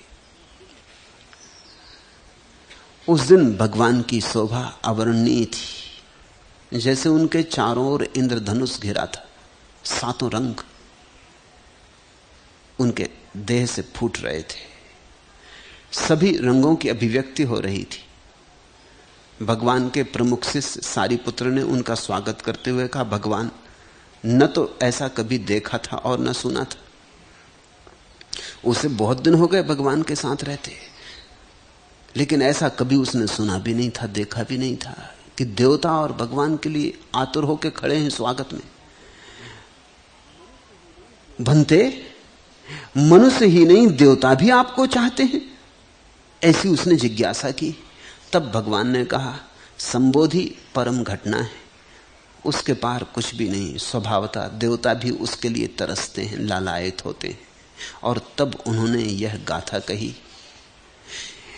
ए ज्ञान पशुता धीरा नेक खम उपम से रता देवामि तेसम पिहंती संबुद्धानम सती मतम। जो धीर ध्यान में लगे हैं, परम शांत निर्वाण में रत हैं, उन स्मृतिवान संबद्धों की स्पृहा देवता भी करते। अब इस कथा को समझने की कोशिश करें। देवता शब्द से बहुत परेशान मत हो जाना। अकेला भारत ऐसा देश है जिसने ध्यान की गहरी गहराइयों में प्रवेश किया है या ध्यान की ऊंची ऊंचाइयों में गया है। अकेला भारत ऐसा देश है जिसको ये बात साफ हो गई है कि आदमी सबसे ऊपर नहीं, मनुष्य से ऊपर भी चैतन्य की दशाएं। देवता का इतना ही अर्थ होता है। जैसे मनुष्य के नीचे पशु पक्षी हैं, ऐसे मनुष्य के ऊपर देवता हैं, देवताओं की कोठियां हैं। और ये बात तर्कयुक्त मालूम पड़ती है, क्योंकि मनुष्य अंत हो भी क्यों, आखिर मनुष्य पर सारा विकास रुके भी क्यों। मनुष्य मध्य में है, पीछे बड़ी यात्रा है और आगे बड़ी यात्रा है। स्वभावता जो पीछे हो गया वो तो हमें दिखाई पड़ता है, क्योंकि वो हो चुका। जो अभी आगे होने को है वो हमें दिखाई नहीं पड़ता, क्योंकि अभी हुआ नहीं है तो दिखाई कैसे पड़े। इसलिए देवता दिखाई नहीं पड़ते। देवता का अर्थ है हमारी संभावनाएं, देवता का अर्थ है हमारे चित्त की ऊंची तरंगें। हम जिस तरंग पर जी रहे हैं इससे भी ऊंची तरंगें चित्त की हैं। कभी कभी ऐसा होता, कभी कभी किसी आदमी में देवत्व के लक्षण होते। कभी किसी आदमी को देख कर तुम्हें लगता है कि मन कह उठता है देवता है। क्यों कह उठता है मन? क्योंकि आदमी जैसा आदमी है, हड्डी मांस मज्जा है, लेकिन फिर भी लगता है चेतना किसी और तल पर है, कहीं और है। देवता का अर्थ समझ लेना। देवता का अर्थ होता है मनुष्य से ऊपर शुद्ध चैतन्य की और तरंगे। लेकिन एक और अनूठी बात भारत को खोज में आई है, और वह अनूठी बात यह है कि देवता भी अंतिम अवस्था नहीं है, अंतिम अवस्था बुद्धत्व है। और बुद्धत्व को पाने के लिए मनुष्य चौराहा है। मनुष्य के नीचे पशु पक्षी, उनको भी अगर बुद्ध होना हो तो मनुष्य तक आना पड़ेगा। मनुष्य चौराहा है, और मनुष्य के ऊपर देवता हैं, देवताओं की अनेक कोटियां हैं, लेकिन उनको भी अगर बुद्ध होना हो, उनको भी मनुष्य तक आना पड़ेगा। ऐसा ही समझो कि जब भी तुम्हें राह बदलनी हो तो चौराहे पर आना पड़ता है। तुम चले गए स्टेशन की तरफ, तुम आगे निकल गए चौराहे से, लेकिन अब तुम्हें राह बदलनी, तुम्हें नदी की तरफ जाना, तो तुम वापस चौराहे पर लौटते हो, क्योंकि चौराहे से ही रास्ता नदी की तरफ जाता है। मनुष्य चौराहा है, इस सारे अस्तित्व का चौराहा है मनुष्य। उससे पीछे की तरफ भी रास्ते जाते हैं, आगे की तरफ भी रास्ते जाते हैं, और अतिक्रमण की तरफ भी रास्ते जाते हैं। सबसे ऊपर तो अतिक्रमण की दशा है बुद्धत्व। बुद्धत्व का अर्थ है मन समाप्ति ही हो गया। देवता का अर्थ है मन की तरंगें और सुंदर और प्रीतिकर हो गई। मनुष्य की तरंगें उतनी सुंदर नहीं, उतनी प्रीतिकर नहीं। देवता की तरंगें प्रीतिकर हैं, सुंदर हैं। नारकी का अर्थ है मनुष्य से भी नीचे गिर गई तरंगें और दुख हो गया। इसलिए हम कहते हैं नरक में दुख है, स्वर्ग में सुख है। सुख का मतलब इतना ही होता है कि तुम्हारी तरंगें सुख को पकड़ने में ज्यादा समर्थ हो गई। दुख का अर्थ इतना ही होता है कि तुम्हारी तरंगें दुख को पकड़ने में ज्यादा समर्थ हो गई। तुमने कभी ख्याल किया, दो आदमी एक ही जगह बैठे हों, एक सुखी हो सकता है, एक दुखी हो सकता है। दो आदमी एक ही अवस्था में हो, एक सुखी हो सकता है, एक दुखी हो सकता है। क्या कारण होगा? तुम्हारा चित्त क्या पकड़ता है, इस पे सब निर्भर है। आल्डुअस हक्सले पश्चिम का एक बड़ा विचारक था। उसने जीवन भर बड़ी अनूठी किताबें इकट्ठी की, बड़ा संग्रह था उसके पास किताबों का, और अनूठे अनूठे ग्रंथ इकट्ठे किए थे। और एक दिन अचानक आग लग गई। वो जीवन भर उन्हीं को इकट्ठा करता रहा था। उसकी पत्नी लारा हक्सले ने तो समझा कि वो एकदम गिरी पड़ेगा, उसका हार्ट फेल हो जाएगा। ये तो उसका प्राण था। किताब पे दीमक न लग जाए, किताब पर सीलन न आ जाए, ऐसी फिक्र करता था। 24 घंटे किताबों में ही रत था। उसकी सारी की सारी संपदा जीवन की जल के राख हो गई। पत्नी तो घबराई। पत्नी को किताबों में कुछ लेना देना भी नहीं था, मगर ये पति को क्या हो जाएगा कहानी। वो उसके बगल में ही खड़ी, और लपटें उठती गईं। बहुत बुझाने की कोशिश की गई, लेकिन सब मकान राख हो गए। लेकिन लारा बहुत चौंकी, क्योंकि हक्सले चुपचाप खड़ा देख रहा है। दुखी भी नहीं मालूम होता, बेचैन भी नहीं मालूम होता, बल्कि एक तरह की प्रसन्नता उसके चेहरे पर झलक रही। वो उसने कहा कि मेरी कुछ समझ में नहीं आ रहा, आप और प्रसन्न, कभी कोई एक किताब बच्चा फाड़ दे या लकीर खींच देता था तो आप ऐसे नाराज हो जाते। अगर एक किताब खो जाती थी तो आप दीवाने हो जाते थे, रात सो नहीं सकते थे। अगर कोई मित्र किताब मांगता था तो आप देते नहीं थे, डरते थे कि कहीं लौटाए न लौटाए। मित्रता चाहे खो जाए, किताब देने को राजी न थे। और आज सब जल के राख हो गया है, आप प्रसन्नता से खड़े।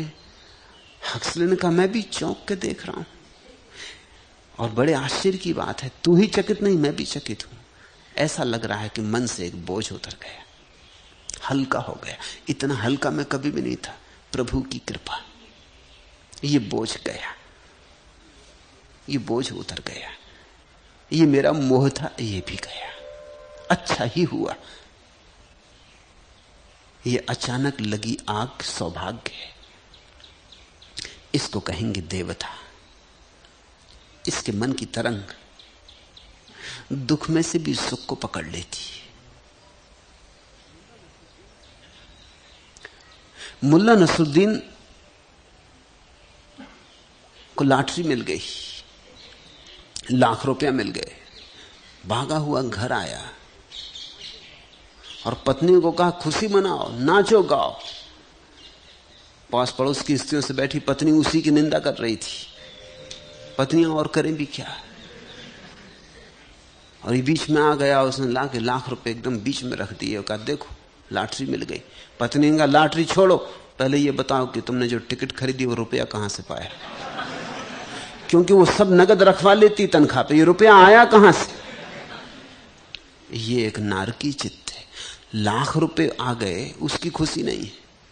उसने कहा छोड़ो लॉटरी माटरी, पहले ये साफ करो कि रुपया तुमने पाया कहां से जिससे टिकट खरीदी।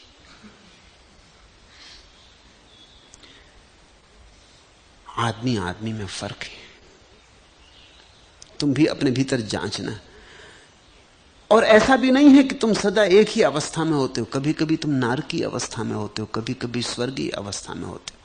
किन्हीं किन्हीं क्षणों में तुम भी बड़े उदार होते हो कि सब दे डालो, और किन्हीं क्षणों में बड़े कृपण हो जाते हो। किन्हीं किन्हीं क्षणों में तुम भी जीवन में प्रकाश देख पाते हो, किन्हीं किन्हीं क्षणों में सब अंधेरी रात हो जाती। तुम भी नकारात्मक और विधायक में डोलते रहते हो। कभी सुबह अचानक तुम पाते हो कितना सब हल्का, और किसी दिन अचानक पाते हो सब बोझ भारी, मर ही जाते तो अच्छा था, क्या सार। कभी असार में सार दिखता है और कभी सार में भी सार नहीं दिखता। तो ऐसा मत सोचना कि देवता कहीं आकाश में रहते और नारकी कहीं दूर पाताल में रहते। तुम भी कभी कभी देवता हो जाते हो और कभी कभी नारकी हो जाते हो, कभी कभी पशु हो जाते हो और कभी कभी परमात्मा हो जाते हो। क्षण भर को कभी तुम भी झलक जाते हो प्रकाश से, तुम भी भर जाते हो रस से। उन्हीं क्षणों में तुम प्यारे आदमी हो जाते हो, उन्हीं क्षणों में लोग तुम्हें प्रेम करने लगते, उन्हीं क्षणों में लोग तुम्हारे मित्र हो जाते। लेकिन वे क्षण टिकते नहीं, खो जाते। देवता का अर्थ है जिसने उन ऊंचाइयों पर रहना थिर कर लिया। लेकिन देवता भी आखिरी अवस्था नहीं है। देवता को सुख तो ज्यादा है, लेकिन जहां सुख है वहां दुख की संभावना सदा मौजूद रहती। जहां दिन है वहां रात होगी, विपरीत बना रहेगा। बुद्धत्व का अर्थ है न दिन रही न रात। बुद्ध की अवस्था दोनों के पार है, द्वंद्व के पार है। इसलिए जब कभी कोई बुद्धत्व को उपलब्ध होता है तो उसमें सभी उत्सुक होते हैं। उसमें पशु पक्षी भी उत्सुक हो जाते हैं, उसमें देवता भी उत्सुक हो जाते हैं, उसमें मनुष्य भी उत्सुक हो जाते हैं, उसमें बुरे से बुरे आदमी भी उत्सुक होते हैं, उसमें भले से भले आदमी भी उत्सुक होते हैं। जिसमें भले ही भले आदमी उत्सुक हो वो महात्मा है, जिसमें बुरे ही बुरे आदमी उत्सुक हो वो असंत, और जिसमें भले और बुरे दोनों तरह के आदमी उत्सुक हो जाएं वो बुद्धत्व को उपलब्ध व्यक्ति। क्योंकि बुरे को भी उसमें से द्वार दिखाई पड़ता है, भले को भी द्वार दिखाई पड़ता है। इसलिए जब भी कहीं कोई बुद्धत्व को उपलब्ध व्यक्ति होगा तुम उसके पास बुरे से बुरे आदमी पाओगे, भले से भले आदमी पाओगे। उसके पास एक समागम होगा, मनुष्यों का, पशुओं का, देवताओं का एक सन्निपात होगा।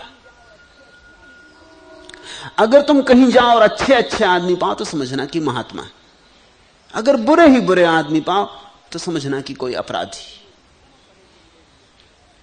जहां तुम्हें दोनों तरह के लोग मिल जाएं वहां तुम समझना कि कोई बुद्धत्व को उपलब्ध हुआ है, क्योंकि वहां दोनों की आतुरता है। बुरा भी पार होना चाहता और भला भी पार होना चाहता। बुरा बुरे से थक गया है, भला भले से थक गया है। बुरा दुख से थक गया है, भला सुख से थक गया है। वहां गरीब को भी पालोगे, अमीर को भी पालोगे, वहां अपढ़ को भी पालोगे, पढ़े हुए को भी पालोगे। वहां तुम सब तरह के द्वंद्व एक साथ पालोगे। जहां सब द्वंद्व एक साथ उत्सुक हो जाते हैं उसका अर्थ है वहां से कोई संक्रमण है, वहां से कोई संक्रांति घट सकती है। ये कथा मीठी है। इस घड़ी में बुद्ध ने ये सूत्र कहे, जो धीर ध्यान में लगे हैं, परम शांति में रत हैं, उन स्मृतिवान संबुद्धों की स्पृहा देवता भी करते हैं। मनुष्य का जन्म पाना दुर्लभ है, मनुष्य का जीवित रहना दुर्लभ है, सद्धर्म का श्रवण करना दुर्लभ है, और बुद्धों का उत्पन्न होना दुर्लभ है। किच्छो मनुष्य पटिलाभो किच्छ मच्चान जीवितम किच्छम सद्धम समणम किच्छो बुद्धानम उपादो। बुद्ध कहते हैं पहले तो मनुष्य का जन्म पाना दुर्लभ है, क्योंकि मनुष्य बहुत थोड़े हैं, पशु पक्षी पत्थर कितने अनंत। तो पहले तो इतनी सारी योनियों को खोजते खोजते कोई आदमी मनुष्य हो पाता है। मनुष्य का जन्म पाना दुर्लभ है, और जन्म भी पाके क्या होता है, मनुष्य की तरह जीवित रहना और भी मुश्किल है। बहुत से लोग मनुष्य की तरह जन्म पा लिए लेकिन मनुष्य हैं नहीं। सकल सूरत से मनुष्य हैं, रंग ढंग से मनुष्य हैं, भीतर अभी भी पशुता भरी है, भीतर अभी भी पशु के ढंग से ही जी रहे हैं, भीतर अभी भी पाश्विक आकांक्षाएं भरी हैं। तो पहले तो मनुष्य का जन्म पाना दुर्लभ, फिर मनुष्य होके जीना और दुर्लभ, फिर अगर मनुष्य होके जीना भी आ जाए तो सद्धर्म का श्रवण करना दुर्लभ। क्योंकि जिन लोगों को थोड़ी सी मनुष्यता का रस आ जाता है उन्हें बड़ा अहंकार जगता है, वो अपने को कुछ समझने लगते। कोई कहता है मैं ज्ञानी हूं, कोई कहता है मैं त्यागी हूं, कोई कहता है मैं ये हूं, कोई कहता है मैं वो हूं, देखो मैंने कितना शुभ किया, कितनी सेवा की।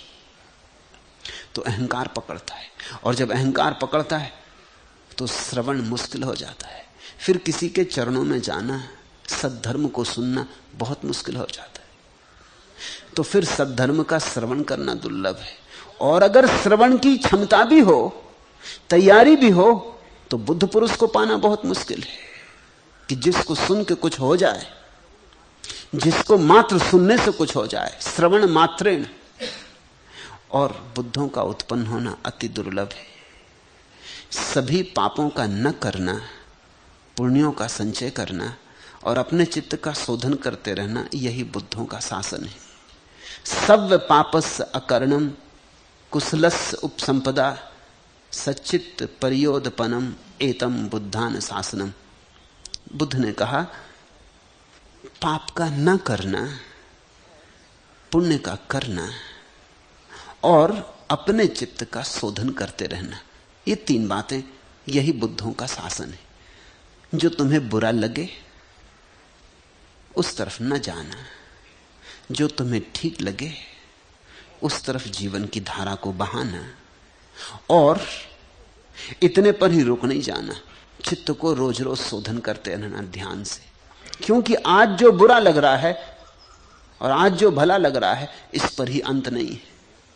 चित्त शोधन होता जाए तो तुम चकित होगे, कल जो भला लगा था वो भी बुरा लगने लगा और नए भले के दर्शन हुए। चित्त का शोधन होता जाए तो तुम रोज रोज पाओगे कि जिसको तुमने कल मंजिल समझ लिया था वो भी पड़ाव था, क्योंकि और आगे के शिखर दिखाई पड़ने लगे, चित्त साफ होने लगता है।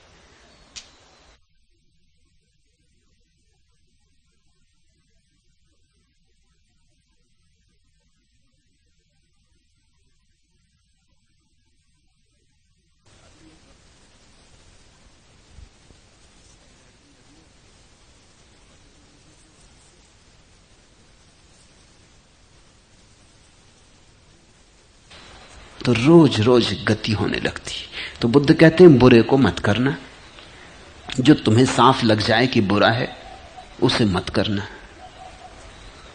क्योंकि बहुत ऐसे लोग हैं उन्हें लगता भी है कि बुरा है, फिर भी किसी अंधी आदत बस किए चले जाते, आलस्य के कारण, पुराने अभ्यास के कारण किए चले जाते।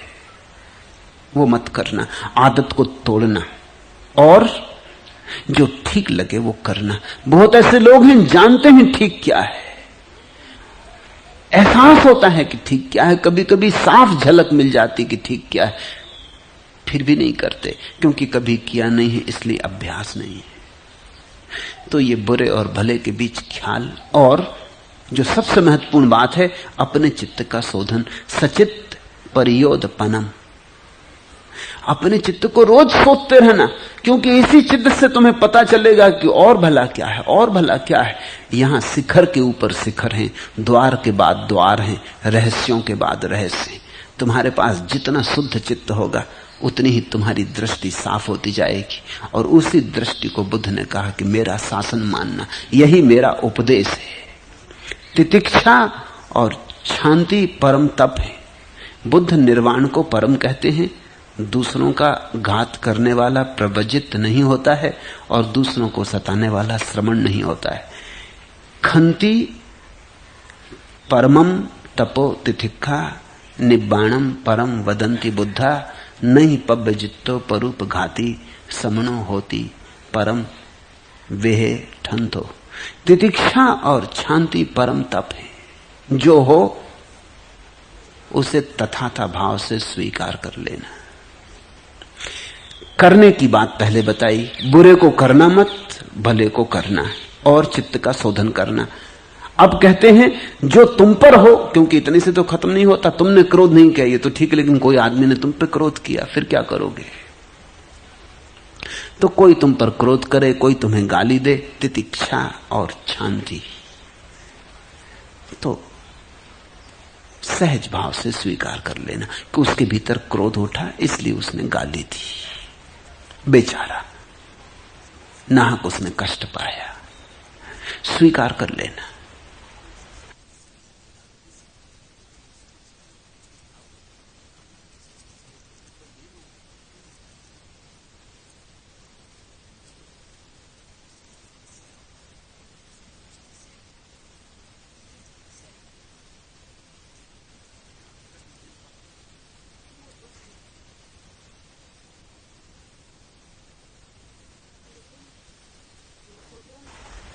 इसको तुम अपने भीतर कांटा मत बनने देना। ऐसा धैर्य, ऐसी शांति और ऐसी तितिक्षा बुद्ध निर्वाण को परम कहते हैं। बुद्ध कहते हैं होने योग्य तो एक ही चीज है, निर्वाण। बाकी जो होता है उसको तो स्वीकार कर लेना। किसी ने गाली दी, किसी ने प्रशंसा की, किसी ने कहा आप बड़े सुंदर, किसी ने कहा बड़े कुरूप, ये सब कुछ होने जैसा नहीं, इसका कोई मूल्य भी नहीं है। इसको चुपचाप स्वीकार कर लेना कि ठीक, जैसी आपकी मर्जी, भले लगते भले, बुरे लगते बुरे। इस सब पर जरा भी श्रम मत लगाना और इस सब पर जरा भी दृष्टि मत देना, क्योंकि जो होने जैसा है, जो होना चाहिए, वो तो निर्वाण है। उसकी दिशा में अपनी सारी शक्ति को लगा देना। दूसरों का घात करने वाला प्रवचित नहीं होता है, और अक्सर लोग दूसरों का घात करने में अपनी शक्ति लगा रहे हैं। कोई किसी को मार डालना चाहता है, कोई किसी को हराना चाहता है, कोई किसी को पद से गिराना चाहता है, कोई किसी को पीछे कर देना चाहता है। दूसरों में उत्सुक है, अपने में उनकी कोई उत्सुकता ही नहीं। दूसरे का घात करने वाला प्रवज्जित नहीं होता। प्रवज्या का अर्थ है संन्यास। सन्यासी वही है जो कहता है मैं अपने निर्वाण की खोज कर रहा हूं, मेरे निर्वाण का किसी दूसरे से कोई लेना देना नहीं, कोई प्रतिस्पर्धा नहीं। तुम जिस पद पर हो मजे से रहो, तुम्हारे पास जो है तुम मजे से भोगो, तुम जैसे हो ठीक, ये तुम जानो, इसमें मेरा कुछ लेना देना नहीं। सन्यासी का अर्थ है जिसकी दूसरे से प्रतिस्पर्धा नहीं, जो किसी तरह की ईर्ष्या में नहीं है। लेकिन अक्सर हमारी हालतें उल्टी हैं। हम दूसरे को मिटाने में अगर खुद भी मिट जाएं तो कोई फिक्र नहीं। मैंने सुना है एक आदमी ने बड़े दिन भक्ति की, परमात्मा प्रसन्न हुए और उन्होंने कहा मांग ले। क्या मांगता, लेकिन एक बात ख्याल रखना, जो तुझे मिलेगा तेरे पड़ोसियों को दुगना मिलेगा। उस आदमी की छाती बैठ गई। उसने कहा ये भी कोई वरदान हुआ? अरे अभिशाप कहो इसको, तो फिर मैं मांगूंगा कैसे? भगवान ने कहा वो तू जान, लेकिन इतनी तेरी क्षमता होनी ही चाहिए तो ही तू धार्मिक है, अन्यथा धार्मिक ही नहीं। ये मेरा वरदान कि जो तू मांगेगा मिलेगा तुझे दुगना पड़ोसी को। उसने किसी वकील से सलाह ली होगी कि करना क्या, इसमें से निकलना कैसे बाहर।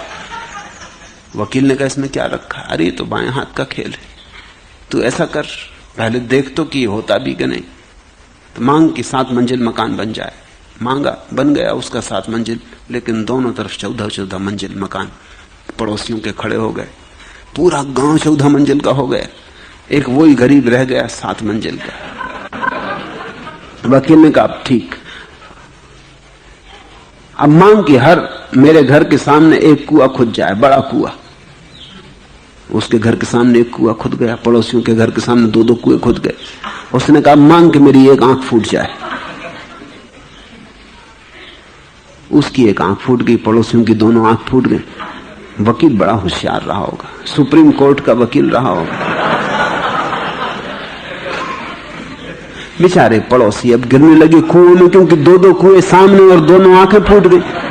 और 14-14 मंजिल के मकान, कोई मंजिल से गिर पड़ा, कोई सीढ़ियों से गिर पड़ा। लिफ्ट उस समय थी नहीं, और लिफ्ट भी होती तो क्या सार था, क्योंकि लिफ्ट चलाने वाले भी अंधे हो जाते।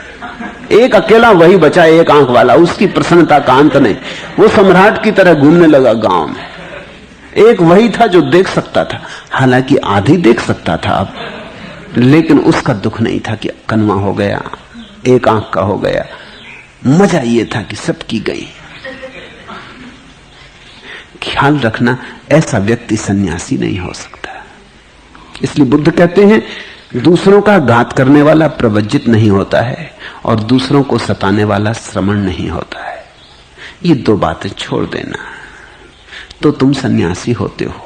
निंदा न करना, घात न करना, पातिमोक्ष में संवर रखना, भोजन में मात्रा जानना, एकांतवास करना और चित्त योग में लगाना, यही बुद्धों का शासन है। अनुपवादो अनुपघातो पातिमोक्षे चा संवरो मत्तुंजता चा भत्तंसिम पत्तंच सैनाशयम अधिचित्ते चा आयोगो एतम बुद्धान शासनम। निंदा न करना, क्योंकि निंदा का अर्थ है तुम अभी दूसरे में उत्सुक हो, दूसरे को छोटा करने में उत्सुक हो। निंदा का मतलब ही इतना, इसलिए जितना निंदा में रस है। हम कैसी निंदा बढ़ा चढ़ा के करते, क्योंकि हमारे पास एक ही तरकीब है कि अगर हम सिद्ध कर दें दूसरा बुरा है तो तुलना में हम भले मालूम पड़ेंगे। हम सिद्ध कर दें कि सब चोर हैं तो तुलना में हम साधु मालूम पड़ेंगे। इसलिए हम निंदा में इतना रस लेते हैं। निंदा का एक ही प्रयोजन है, दूसरों की बुराई इतनी फैला बढ़ा के करना कि धीरे धीरे तुम भले मालूम होने लगो। यही दूसरे तुम्हारे साथ कर रहे हैं। तो एक निंदा का व्यवसाय चलता पूरे समाज में। निंदा न करना, क्योंकि संन्यास्त प्रवर्जित भिक्षु जो हो गया, अब उसकी आकांक्षा अपने को उठाने की है, दूसरे को गिराने की नहीं है। घात न करना, किसी को हानि न पहुंचाना, क्योंकि जितनी ऊर्जा दूसरे को घात करने में लगेगी उतनी ऊर्जा तो ध्यान बन जाती, परम संपदा बन जाती, निर्वाण बन जाती। पातिमोक्ष में संवर रखना, पातिमोक्ष का अर्थ होता है बुद्ध ने जो कहा है। बुद्ध अर्थात जागे हुए पुरुषों ने जो कहा है उसको मानना, उसको स्वीकारना, क्योंकि बहुत बातें ऐसी भी उन्होंने कही हैं जो तुम्हें आज समझ में शायद ना भी आए, प्रयोग से समझ में आए, अनुभव से समझ में आए। उन पर प्रयोग करके देखना, प्रयोग बिना किए निर्णय ना लेना, हां या ना कुछ भी नहीं, जिसको वैज्ञानिक हाइपोथेसिस कहते हैं कि कोई चीज की कल्पना। किसी ने कहा कि कमरे में कुर्सी रखी है, हमने कहा कि ठीक है, खोजने की दृष्टि से मान लेते हैं, मान नहीं लिया कि कुर्सी है, लेकिन खोजने की दृष्टि से मान लेते हैं, हाइपोथेसिस। अब हम कमरे में जाकर देखेंगे, अगर पाया कि कुर्सी है तो जो परिकल्पना मानी थी वो सत्य हो गई, अगर पाया कि कुर्सी नहीं है तो जो परिकल्पना मानी थी वो असत्य हो गई।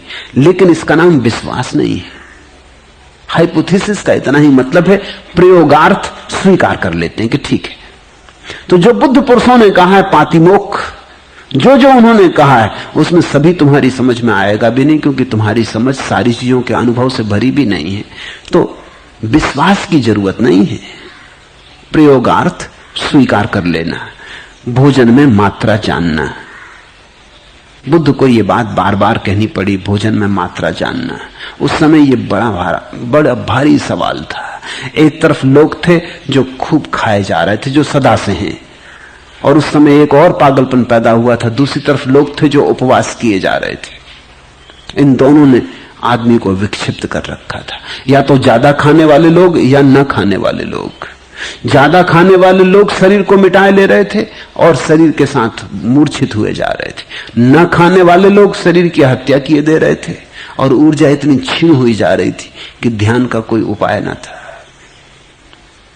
तो बुद्ध हर चीज में मात्रा के लिए कहते हैं कि मात्रा जानना, मध्य में रुक जाना, अति मत करना, अति सर्वत्र वर्जेत, एकांत वास करना, और जहां मौका मिले, जैसी सुविधा बने, वहां अकेलेपन को खोजना। क्योंकि तुम्हारे भीतर जो पड़ा है, जब तुम अकेले होगे तभी उसे देख पाओगे। दूसरे की मौजूदगी तुम्हें बाहर ले जाती है। भीड़ में भी रहो तो भी अकेले रहना, यह बुद्ध का उपदेश है। और चित्त योग में लगाना। अभी चित्त संसार में लगा है, भोग में। धीरे धीरे इसकी ऊर्जा को हटाना वहां से, धीरे धीरे रत्ती कर करके, बूंद कर करके इसे ध्यान में, योग में, मोक्ष में लगाना। यही बुद्धों का शासन है। ये सूत्र भी, ये अंतिम सूत्र बुद्ध ने एक परिस्थिति में कहे थे, वो मैं आपको दोहरा दूं। जंगल में बुद्ध बैठे हैं ध्यान करने, और एक सर्पराज, सर्पों का राजा फन फैला के खड़ा हो गया। उसने झुक के बुद्ध के चरणों में प्रणाम किए।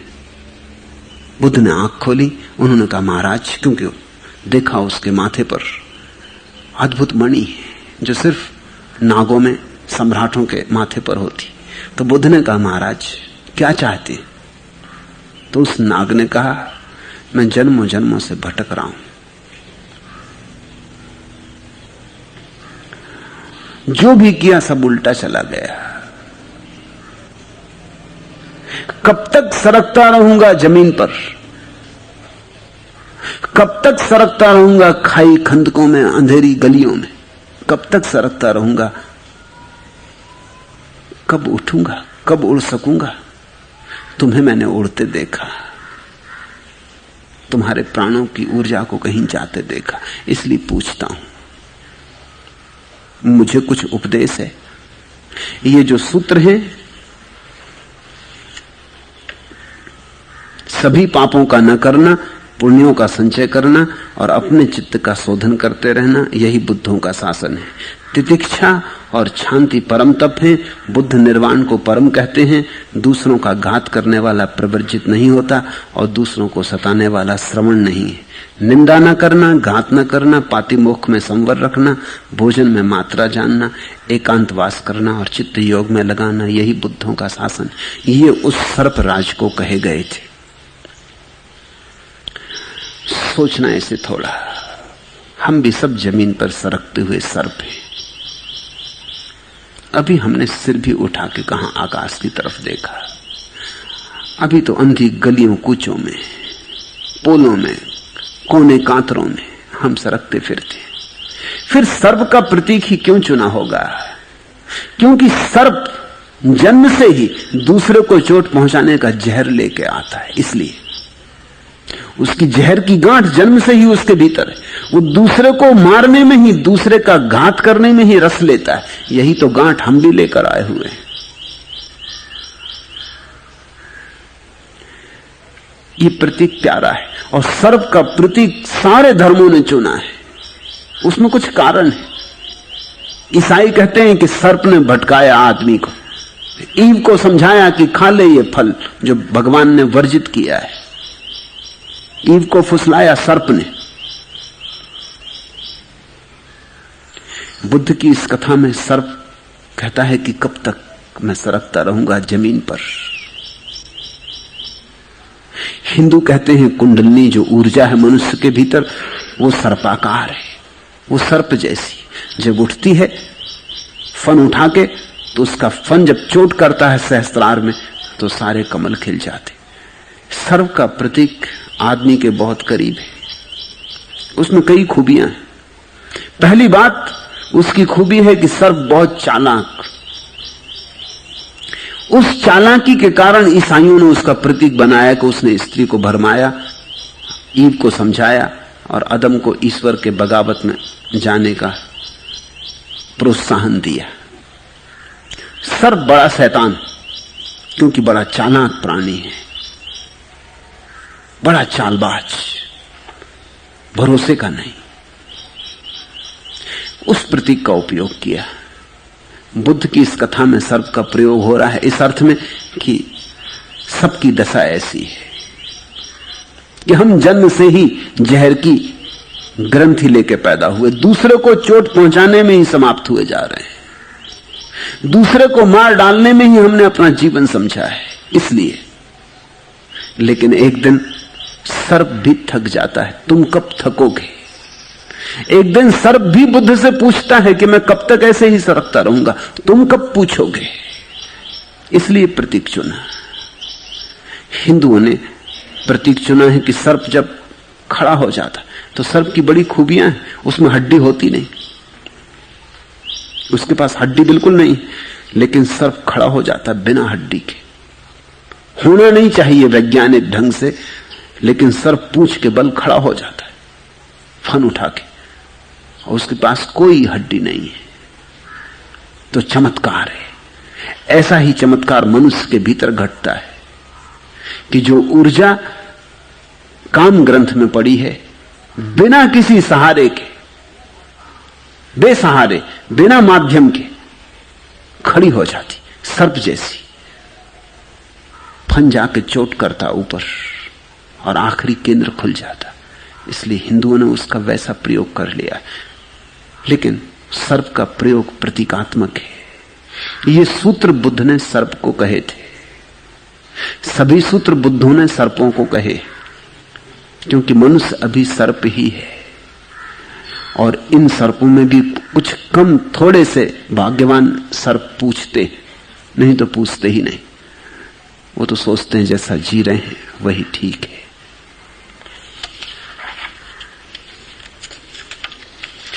इन पथरीले वीरान पहाड़ों पर जिंदगी थक गई है चढ़ते चढ़ते।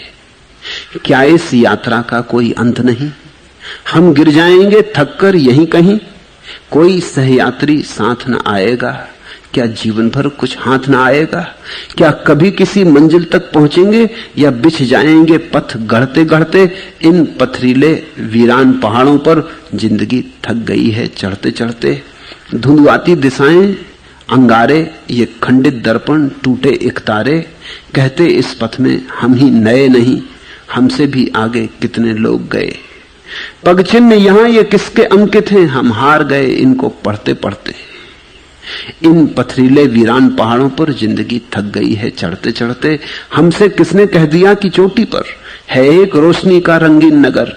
क्या सच निकलेगा उसका यही कथन, या निगल जाएगी हमको सिर्फ थकन?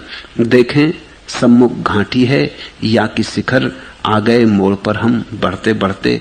इन पथरीले वीरान पहाड़ों पर जिंदगी थक गई है चढ़ते चढ़ते। ऐसा जब तुम्हें दिखाई पड़ जाए कि सरकते सरकते वीरान रास्तों पर थक गए हो, तब तुम किसी बुद्ध के चरणों में सिर झुकाकर पूछते हो अब क्या करें? क्या सर्प ही बने रहेंगे हम, या उठने का कोई उपाय? उपाय है, सुख मत खोजो, दुख को देखो, दुख का कारण खोजो। दुख के कारण को जानते दुख से मुक्त होने का उपाय मिल जाता। उपाय मिलते ही कौन ना समझ होगा जो उसका उपयोग ना कर ले। उपयोग होते ही दुख निरोध हो जाता। वही दशा निर्वाण की है। आज इतना ही।